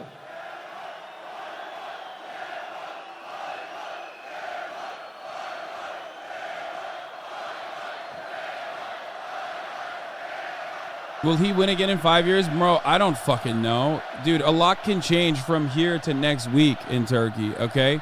2018'de CHP vekil sayısı 146 idi. Hesap yapıyoruz ya. 2023'te vekil sayısı 169. Gördüğünüz gibi bir artış var. Fakat burada kiralık vekiller var. 40 tane I kiralık guess you vekil. can't say that 129 is bigger than 146. Bu milletvekilleri sayısını düşürene de So I guess haydi diyemezsiniz.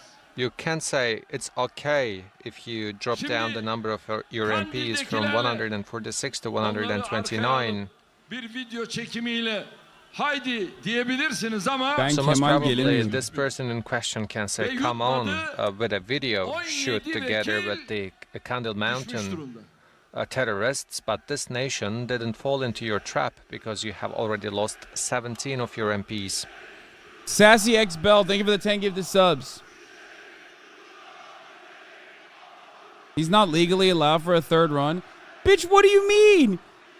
There's like 11 different components that he overrode just to My dear fucking brothers run and this time sisters. around. What are you talking about? What He was can, he saying? This is his third run. He can run as many times as he wants, bro. He He was changes the saying rules that if every you time. want What are you to- talking about? There's no fucking rules for Erdogan. Bro, he changed the law. So he did a referendum. He utilized the momentum and the martial law that was set in order after the fucking coup d'etat that failed to literally put forward a referendum and change the Turkish constitution from a parliamentary structure to a presidential one where he consolidated power. He already had all of the power, but he already had all of the power regardless. But now he basically solidified the power that he had, okay? He made it legal, okay? It doesn't fucking matter what the rules are. He is very similar. I know I say like Erdogan is similar to Donald Trump in many ways, but he's actually very similar to Vladimir Putin. Like it's a much better comparison in my opinion, okay? Very, very similar to Vladimir Putin in the same exact way. His modus operandi is like pretty much identical to Vladimir Putin, and he is more shrewd than Donald Trump is. Adalet mülkün esasıdır. Justice is the basis of the state, according to our understanding, and that cannot be changed. And the people that are saying he's going to die of colon cancer soon, motherfucker, he's been supposedly dying of colon cancer for 20 years, okay? Get the fuck out of here. You can't rely on him possibly dying of colon cancer, okay?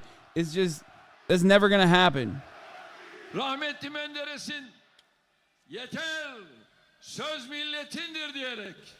As Menderes was saying, enough is enough. The word belongs to the nation. So the doors of a brand new era has been opened back then in 1950s, and as of 1950s we have been faced with many challenges, and behind all those challenges, of course, Erdoğan daha there was 100 the yıl daha process of yönetecek weakening siz the de strength kudur of Turkey. FETÖ'cüler. That's why the coups Oğlum have been FETÖ'cülerin plotted, amına and that's koyayım ben. Ne geri why zekalı the adamsın. Milli memorandums irade have been tecelli oldu given, kudur and that's why FETÖ'cü. the coalition governments And have of course, been formed. and of course, this man's fucking dogs are coming in here to be like, dude, you're FETÖ'cü. Yeah, dude, totally. I'm a very religious guy. Yeah, I'm from the same. I'm a support. You think I'm a supporter of the same fucking religious cult that this fucking dickhead was a part of? Get the fuck out of here. Economic potential to be tapped, unfortunately, have been prevented for this very reason. Güneyindeki, kuzeyindeki, In batısındaki eastern, güç ve western, etki alanların northern, üzeri and southern bunun için örtülmüş. part of our country, our area of Üzerimize influence, giydirilen have been indeed ve bize tarnished and dar covered. gelen deli gömlekleri içinde So inside of yıllarca bağımlıların those korkusu shapes that have been bugün imposed müjdesini to verdiğimiz us, we have Türkiye been indeed yüzyılının asphyxiated bir gün with the gelip climate of fear, but kapılarına even under such dayanacak. circumstances, we have always Bugün heralded the good işte news, saying bugündür. that the century of Siz Turkey burada bugün will be knocking on onlar our için doors. So this varsınız. is that very day, and this is why you are here with us. Bugün rahmetli Menderes'in uğruna Today, canını verdiği demokrasi ve kalkınma hamlelerimizin en üst seviyeye is the ulaşma day günüdür. when we are Bugün making rahmetli sure that our Özal'ın democratic son reforms nefesine and kadar economic hep development peşinde reaches to the koştuğu peak point. büyük Türkiye Today hayalinin is the gerçeğe day dönüşme sürecinin başlama günüdür. of the initiation Rahmetli for Erbakan'la realizing the rahmetli century of Türkeş'e Turkey. davalarına aşkla bağlı milletin tüm Özal adamlarının dreamt for it. mücadelelerinin Today is gayesine the ulaşma günüdür. day where we are yielding the results Bugün of bizim all those important 21 statesmen yıldır like ülkemize Erbakan. kazandırdığımız Today eserlerin, milletimize yaptığımız hizmetlerin is the üzerine day Türkiye 100 yılının when müjdesini we herald the good news of the century of İşte bunu Turkey, which will be sizlerle built onto the achievements of the Sizlerle last yaptık. 21 years. And we have done this together with you, and we will build the century of Bugün Turkey together with you. hem kendi vatandaşlarımızın Today hem de kendi geleceklerini bizimle birlikte gören is the dost day ve of our kardeşlerimizin own citizens, our şükür nationals, dualarının and at the same time our brothers and sisters who see their future together with us, and their prayings are also heard. When the ballot boxes are closed, we have received many phone calls from the Gulf countries all the way to the UK, to the Russia. All the heads of state have congratulated me, bu tebriklerin and devam edeceğini görüyoruz. I also see that those congratulations messages will continue tomorrow. For the last 10 years, many traps have been set against Turkey, many dirty games have been played, and Turkey has been tried to be stabbed in the back, and Turkey has tried to be stumbling upon, and all of those games have been played in order to prevent this day. The German and the French journals and also the English journals were making headlines in order to make sure that Erdogan... No, it's not going to be about Turkey all day today, man. Shut the fuck up. It's like, it's only been 2 hours, okay? This is a pretty fucking important election. We're going to get to the debt ceiling in a second. Don't worry. You have seen all those alliances set against us for many months, and you have seen whom are cooperating with who. So from all those terrorist organizations to the deviant movements, you have seen who was standing against us, and you have seen all those dirty games played. But what happened in the end? Thanks to God, they didn't achieve and they didn't accomplish their targets. Hopefully from now on, they will not be able to achieve anything, because this nation has such a solid character and has such a strong wisdom, and this nation has shown it after every calamity and challenge that they have faced with. So for this very reason, it's not possible for anyone to find the weakness of this Turkish nation, so anyone who tries it will lose again. Only throughout the latest election, what we have witnessed showed us this principled and honorable stance of our nation. As long as we have such a strong bridge of love between us and our nation, if God is willing, there is no problem that we cannot solve, and there is no fight that we cannot win. So, once again, I would like to express that I am grateful to my God for making me one of the members of this great nation. My august nation, my dear brothers and sisters, as the elections are over, we can allocate all our time and all our energy to work, to create masterpieces and to serve to this nation.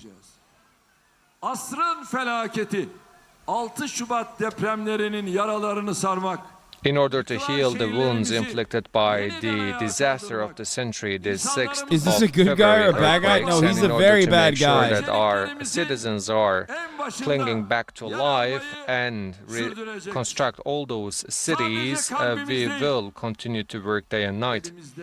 It will be one of our priorities.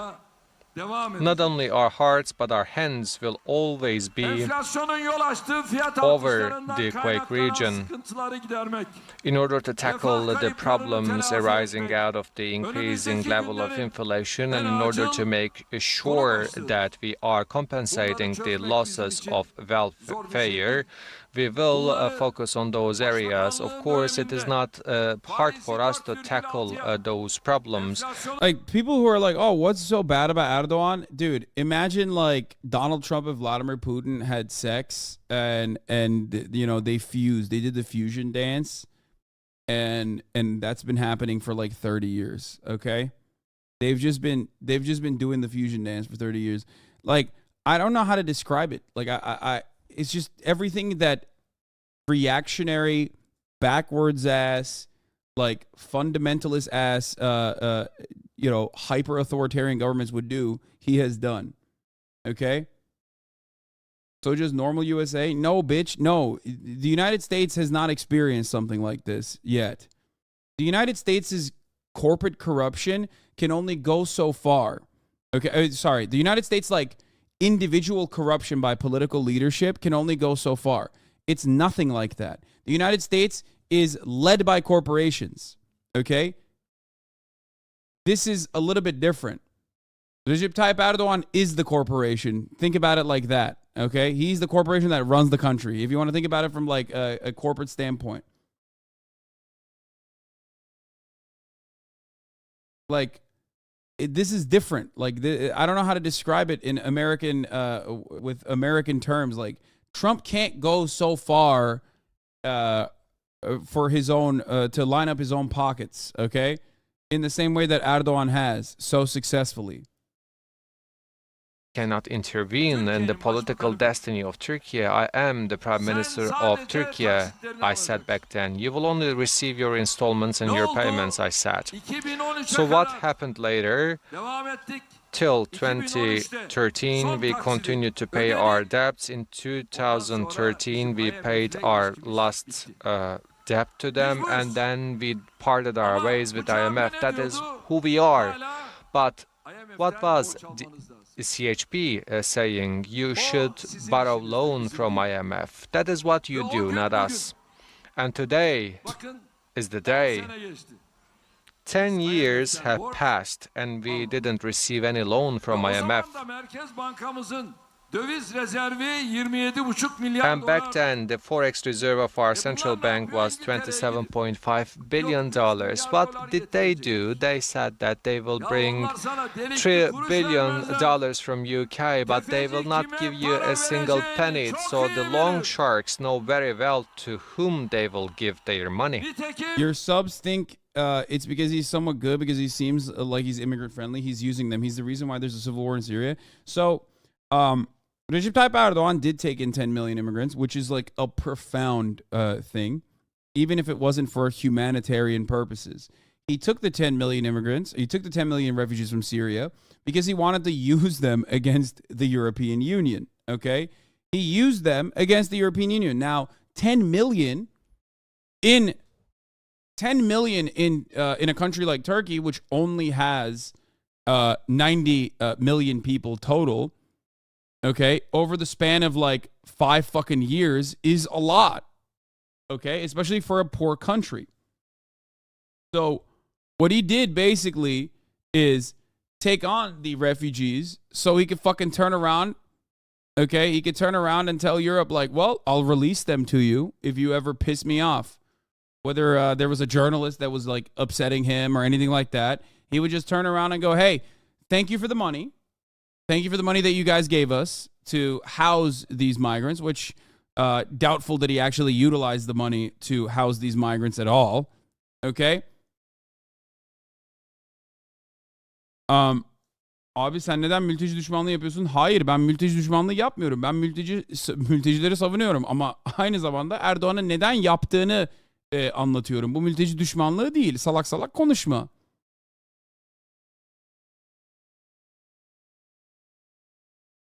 You defend illegals in America. Okay, my lord.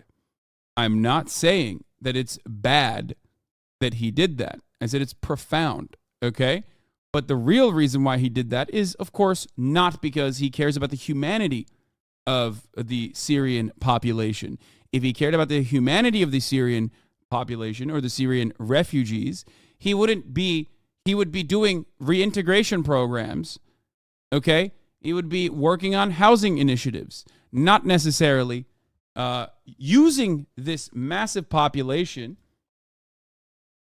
as a talking point against the European Union whenever he sees fit, okay? He did it originally for money and also so he could use it as a political pawn.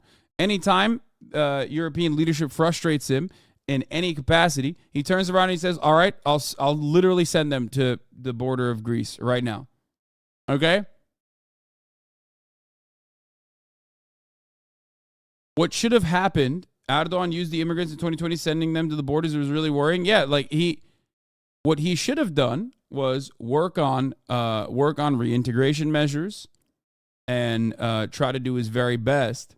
But instead, that never happened. He took the money, he pocketed it just like every other fucking time that there's been any kind of like cash inside of Turkey. And since then, he's just been using the other reason why the Syrian migrant thing, like the other way that he utilized the Syrian migrant situation was also by presenting himself once again as the leader of the Islamic world. Okay?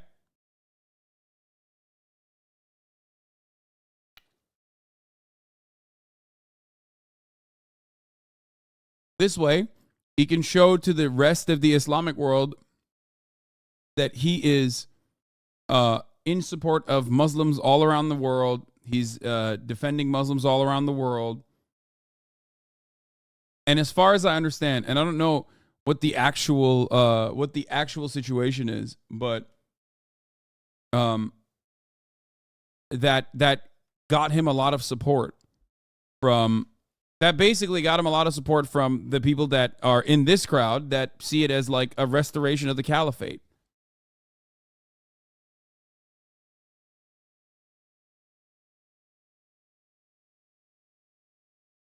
Okay. Project.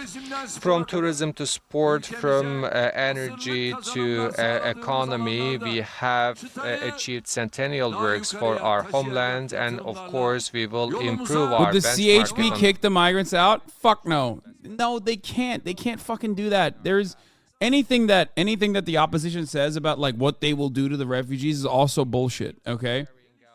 No, they would not do that, and they can't really do that in either. line with the dreams and the targets of our young people. There is no rest for the CHP weary. gönderecek %100 inanmıyorum buna. %100 inanmıyorum. Nereye gönderecekler amına koyayım? Nereye? Nereye gönderecekler? Avrupa'ya mı gönderecekler? Nereye gönderecekler? Yeah. He also used them for cheap labor. They literally passed a legislation that allows refugees to work without insurance. It's illegal to work without insurance in Turkey. Yeah, it created yet another structure for a permanent underclass in an identical capacity to the United States of America. On a global scale, and we will strengthen the position of Turkey as a hub. Likewise, Mr. Putin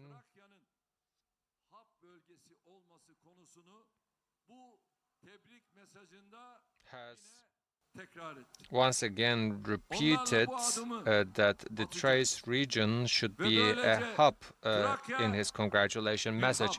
We will take additional steps in that regard, and we will turn the Thrace region into an energy hub.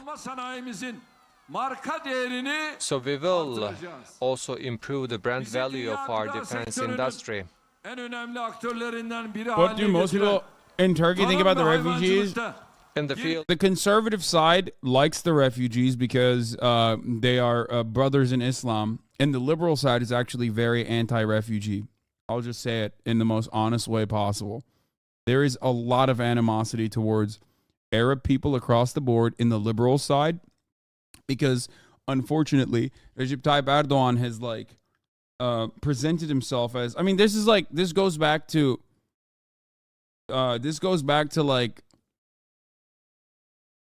Even before the refugees that came to Turkey, Turkish people have always felt insecurities about being compared to the Arab world. They always have seen themselves as like something different. It's kind of like how the non-Muslim Lebanese will say they're Phoenician. If you ever tell like a Christian Lebanese person that they're Arab, they will get very mad at you. It's kind of like that.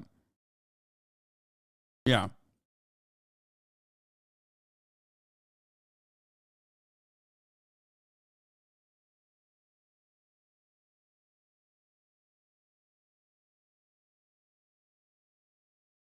So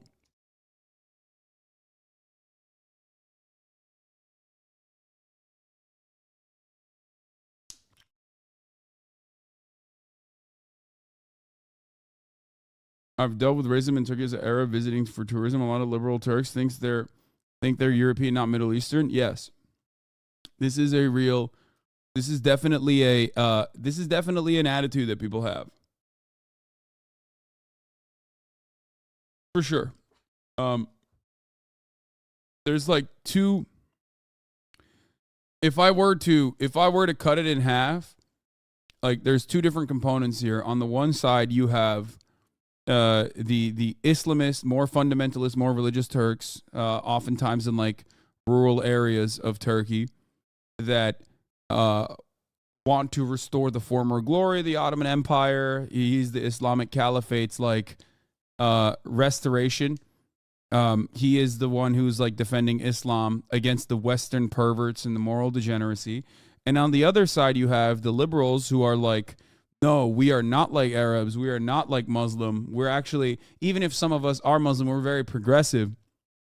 We are eventually one day going to join the European Union. And both sides are huffing in copious amounts of copium, okay? That is the reality. Like, I'll just tell it to you how as it is. Now, obviously, one side's understanding of how the country should be run is closer to mine, at least, and that is the liberal side, who do happen to be more secular, who do happen to be, who do happen to believe in like civil liberties and whatnot. But the secular liberal side certainly still has a lot of animosity, a lot of xenophobic animosity, and a lot of anti-Arab sentiment, because they see all of the Arabs that have come in with foreign capital into Turkey under the Erdogan regime as like an invasion of capital, basically, an invasion of foreign capital at the behest of Recep Tayyip Erdogan. And they see Arabs as like lesser than. They see them as like fundamentalist, religious. And in some instances, the Arabs that are, of course, coming into Turkey, who collaborate with Erdogan, are fundamentalists. They are religious, right? Like, you have the Wahhabist elements and whatnot. So, but that doesn't mean that all Arabs are like that, obviously. And there is still that kind of sentiment regardless, this idea, this like anti-Arab sentiment regardless. Okay? The same goes for the Syrian refugees that Erdogan took in as well. It's just another extension of that.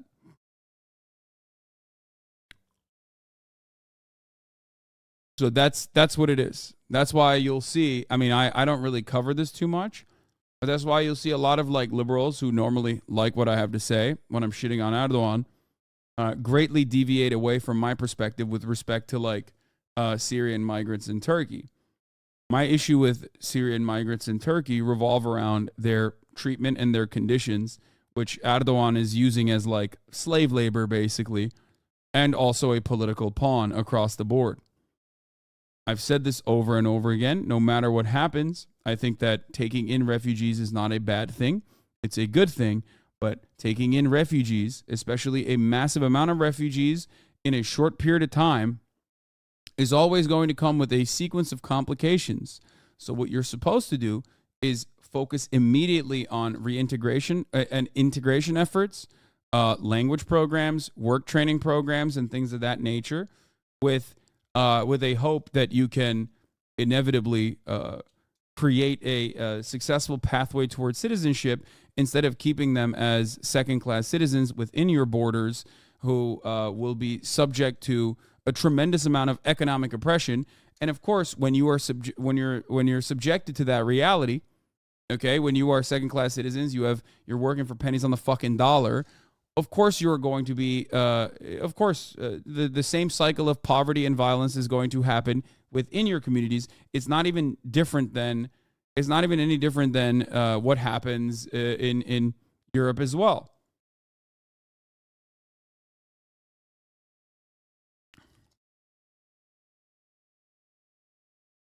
Okay.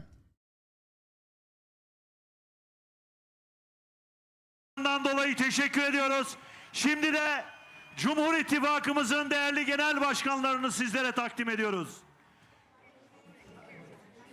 All right. Well, that was it. That was President Erdogan's victory speech made there at the presidential complex in Ankara. He made an initial speech here in Istanbul. As someone who admittedly doesn't know much about Turkey, I figured they were Arabs. Can you explain how they're not? My own ignorance made me think Turkey is predominantly Muslim.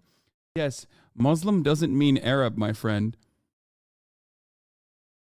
That like Iranians are predominantly Muslim. They're not Arab. You know what I mean? Malaysia, Indonesia, like Indonesia is the largest, most populous Muslim nation on the planet. They're not Arab. There are plenty of places around the world that have that are not Arab, that are Muslim. Turks are complicated to explain because, ethnically speaking, the Ottoman Empire was incredibly vast and incredibly powerful. And when you are a massive empire, you end up being hyper diverse. Not dissimilar to what you see in the United States of America, for example.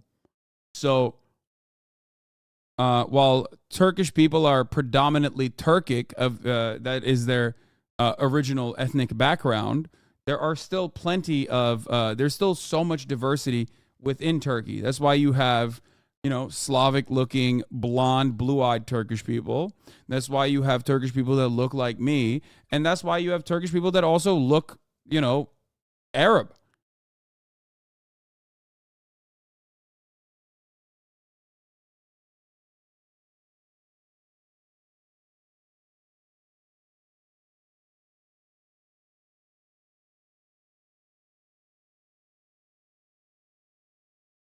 I mean, we talk about solving the root of the problem, but you don't talk about how Erdogan literally supplied weapons to ISIS. He wanted there to be 10 million refugees. He bolstered the civil war. He certainly did. And when he did that, he was doing it at the behest of the United States government. It's not like he did that on his own. That actually helped him out ultimately. But he was doing that under the watchful eye of the United States of America. That's the whole point. That's why I always say, this motherfucker is he is absolutely in collaboration, in cahoots. In cahoots with the U.S. State Department. The idea that he's not is a silly one. Okay?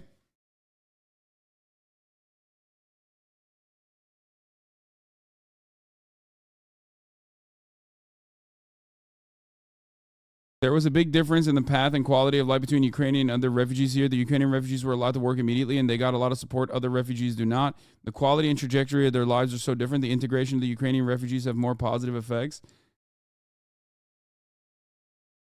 There was such a big difference in vote distribution in Turkey. Here in the Netherlands, 65% voted for Erdogan because the media they consume is so pro-Erdogan. The difference with people voting from abroad is staggering. People who can vote from a Turkish election from abroad are average more pro-Erdogan. Yeah.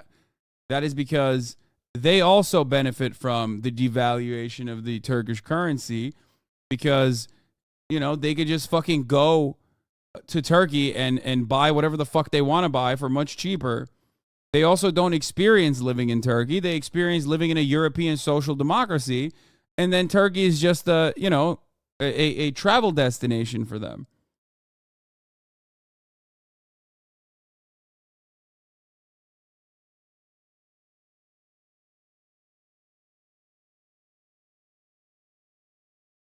A cheap getaway, exactly.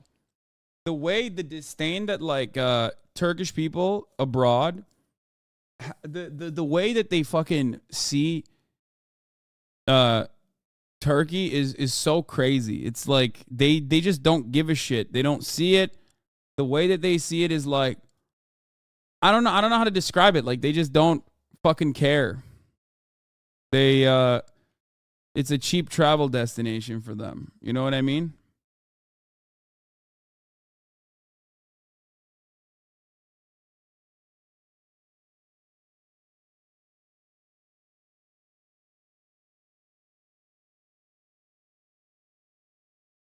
Wait, what the fuck? Why isn't this live? They're hoping that they can have a sort of a more positive atmosphere in the future. Incidentally, also Joe Biden has...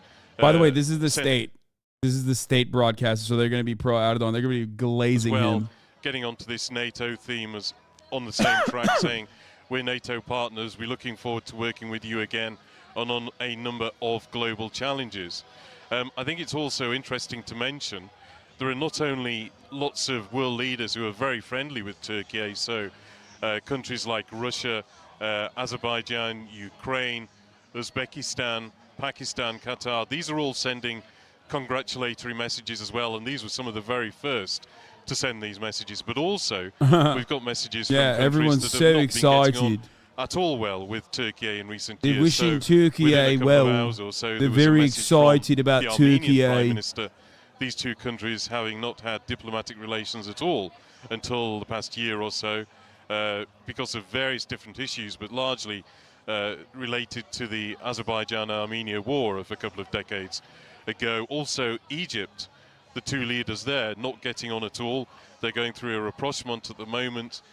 Foreign ministers have had a meeting. Aid came from Egypt after the earthquakes, and there was an informal meeting of Recep Tayyip Erdogan and the Egyptian President Abdel Fattah el-Sisi at the World Cup last year, and now there's talk even of a more formal meeting at some point in the near future. So not only sort of people who are great friends of Turkey, not only people who are falling somewhere in the middle, you would say, like some of the European Union leaders, but also people who have really been on bad terms with Turkey in the past, congratulating Recep Tayyip Erdogan at quite an early stage after his victory has been confirmed. This is such a funny thing to consider here. Like you got like this British dude working for the Turkish state broadcast. They're trying to say Türkiye, which is like the new naming convention for Turkey, which is like the actual is how you say Turkish, Turkey in Turkish. Like talking about how all of the allies and enemies alike are supporting Recep Tayyip Erdogan in the aftermath of this election. Right, it's like live for us, Melinda. We've had the victory speech in Ankara, and earlier we had the victory speech in Istanbul, where you were. What has stood out for you in these two speeches by the president?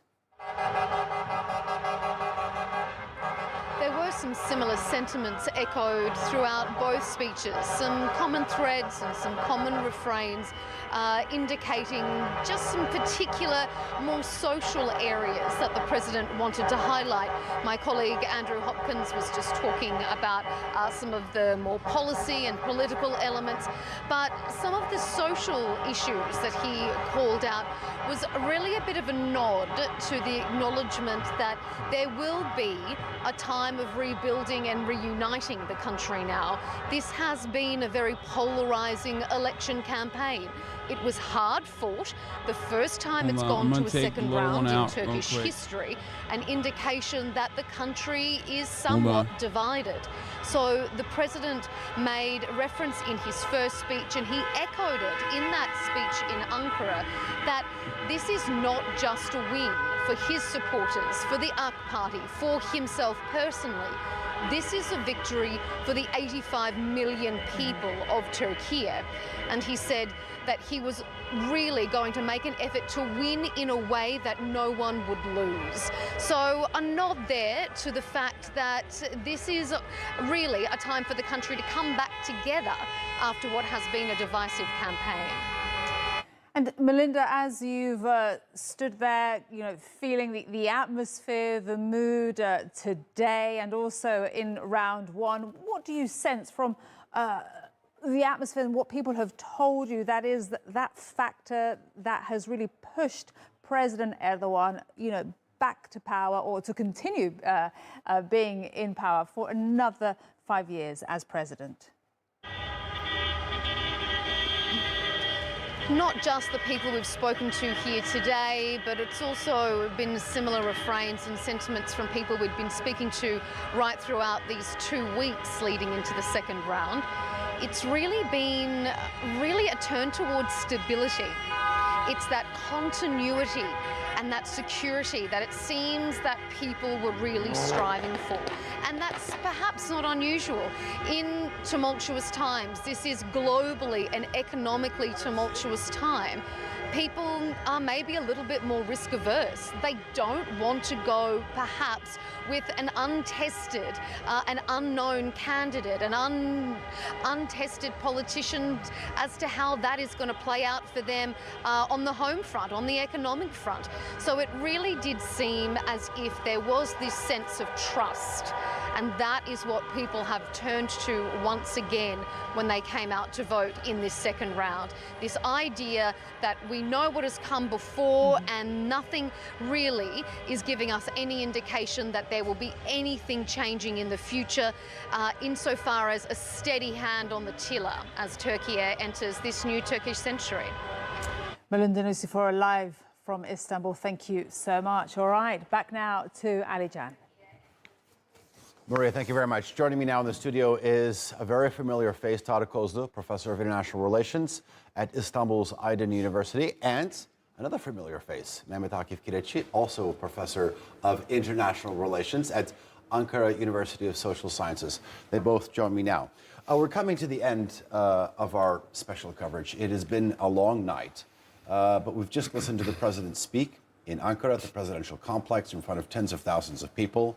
I think one of the central themes in the president's speech was that Turkey is entering its new century with a strong identity, a new Turkey. And in this respect, I want to talk about how Turkish foreign policy, some of the challenges in its region, geopolitically, how this is likely to evolve in the coming years. Tarık, let me start with you. What do you think is sort of one of the biggest areas of interest? I think the new term of President Erdogan will be the continuation of his performance over the last 10 years. The concepts of strategic autonomy, Ankara-centric foreign policy, multi-dimensional foreign policy, multi-directional foreign policy, and all of this taking place in an emerging multipolar international environment used to be at the center of Turkish foreign policy thinking. And this will continue, which suggests that Turkey will continue to play great powers off against each other. Turkey's relations with Russia will continue as it used to be so now. And all the buzzwords. I mean, it is important. From my own perspective, to improve Turkey's pathway. European Union. Turkey's pathway to success after all of this comes from China. Okay.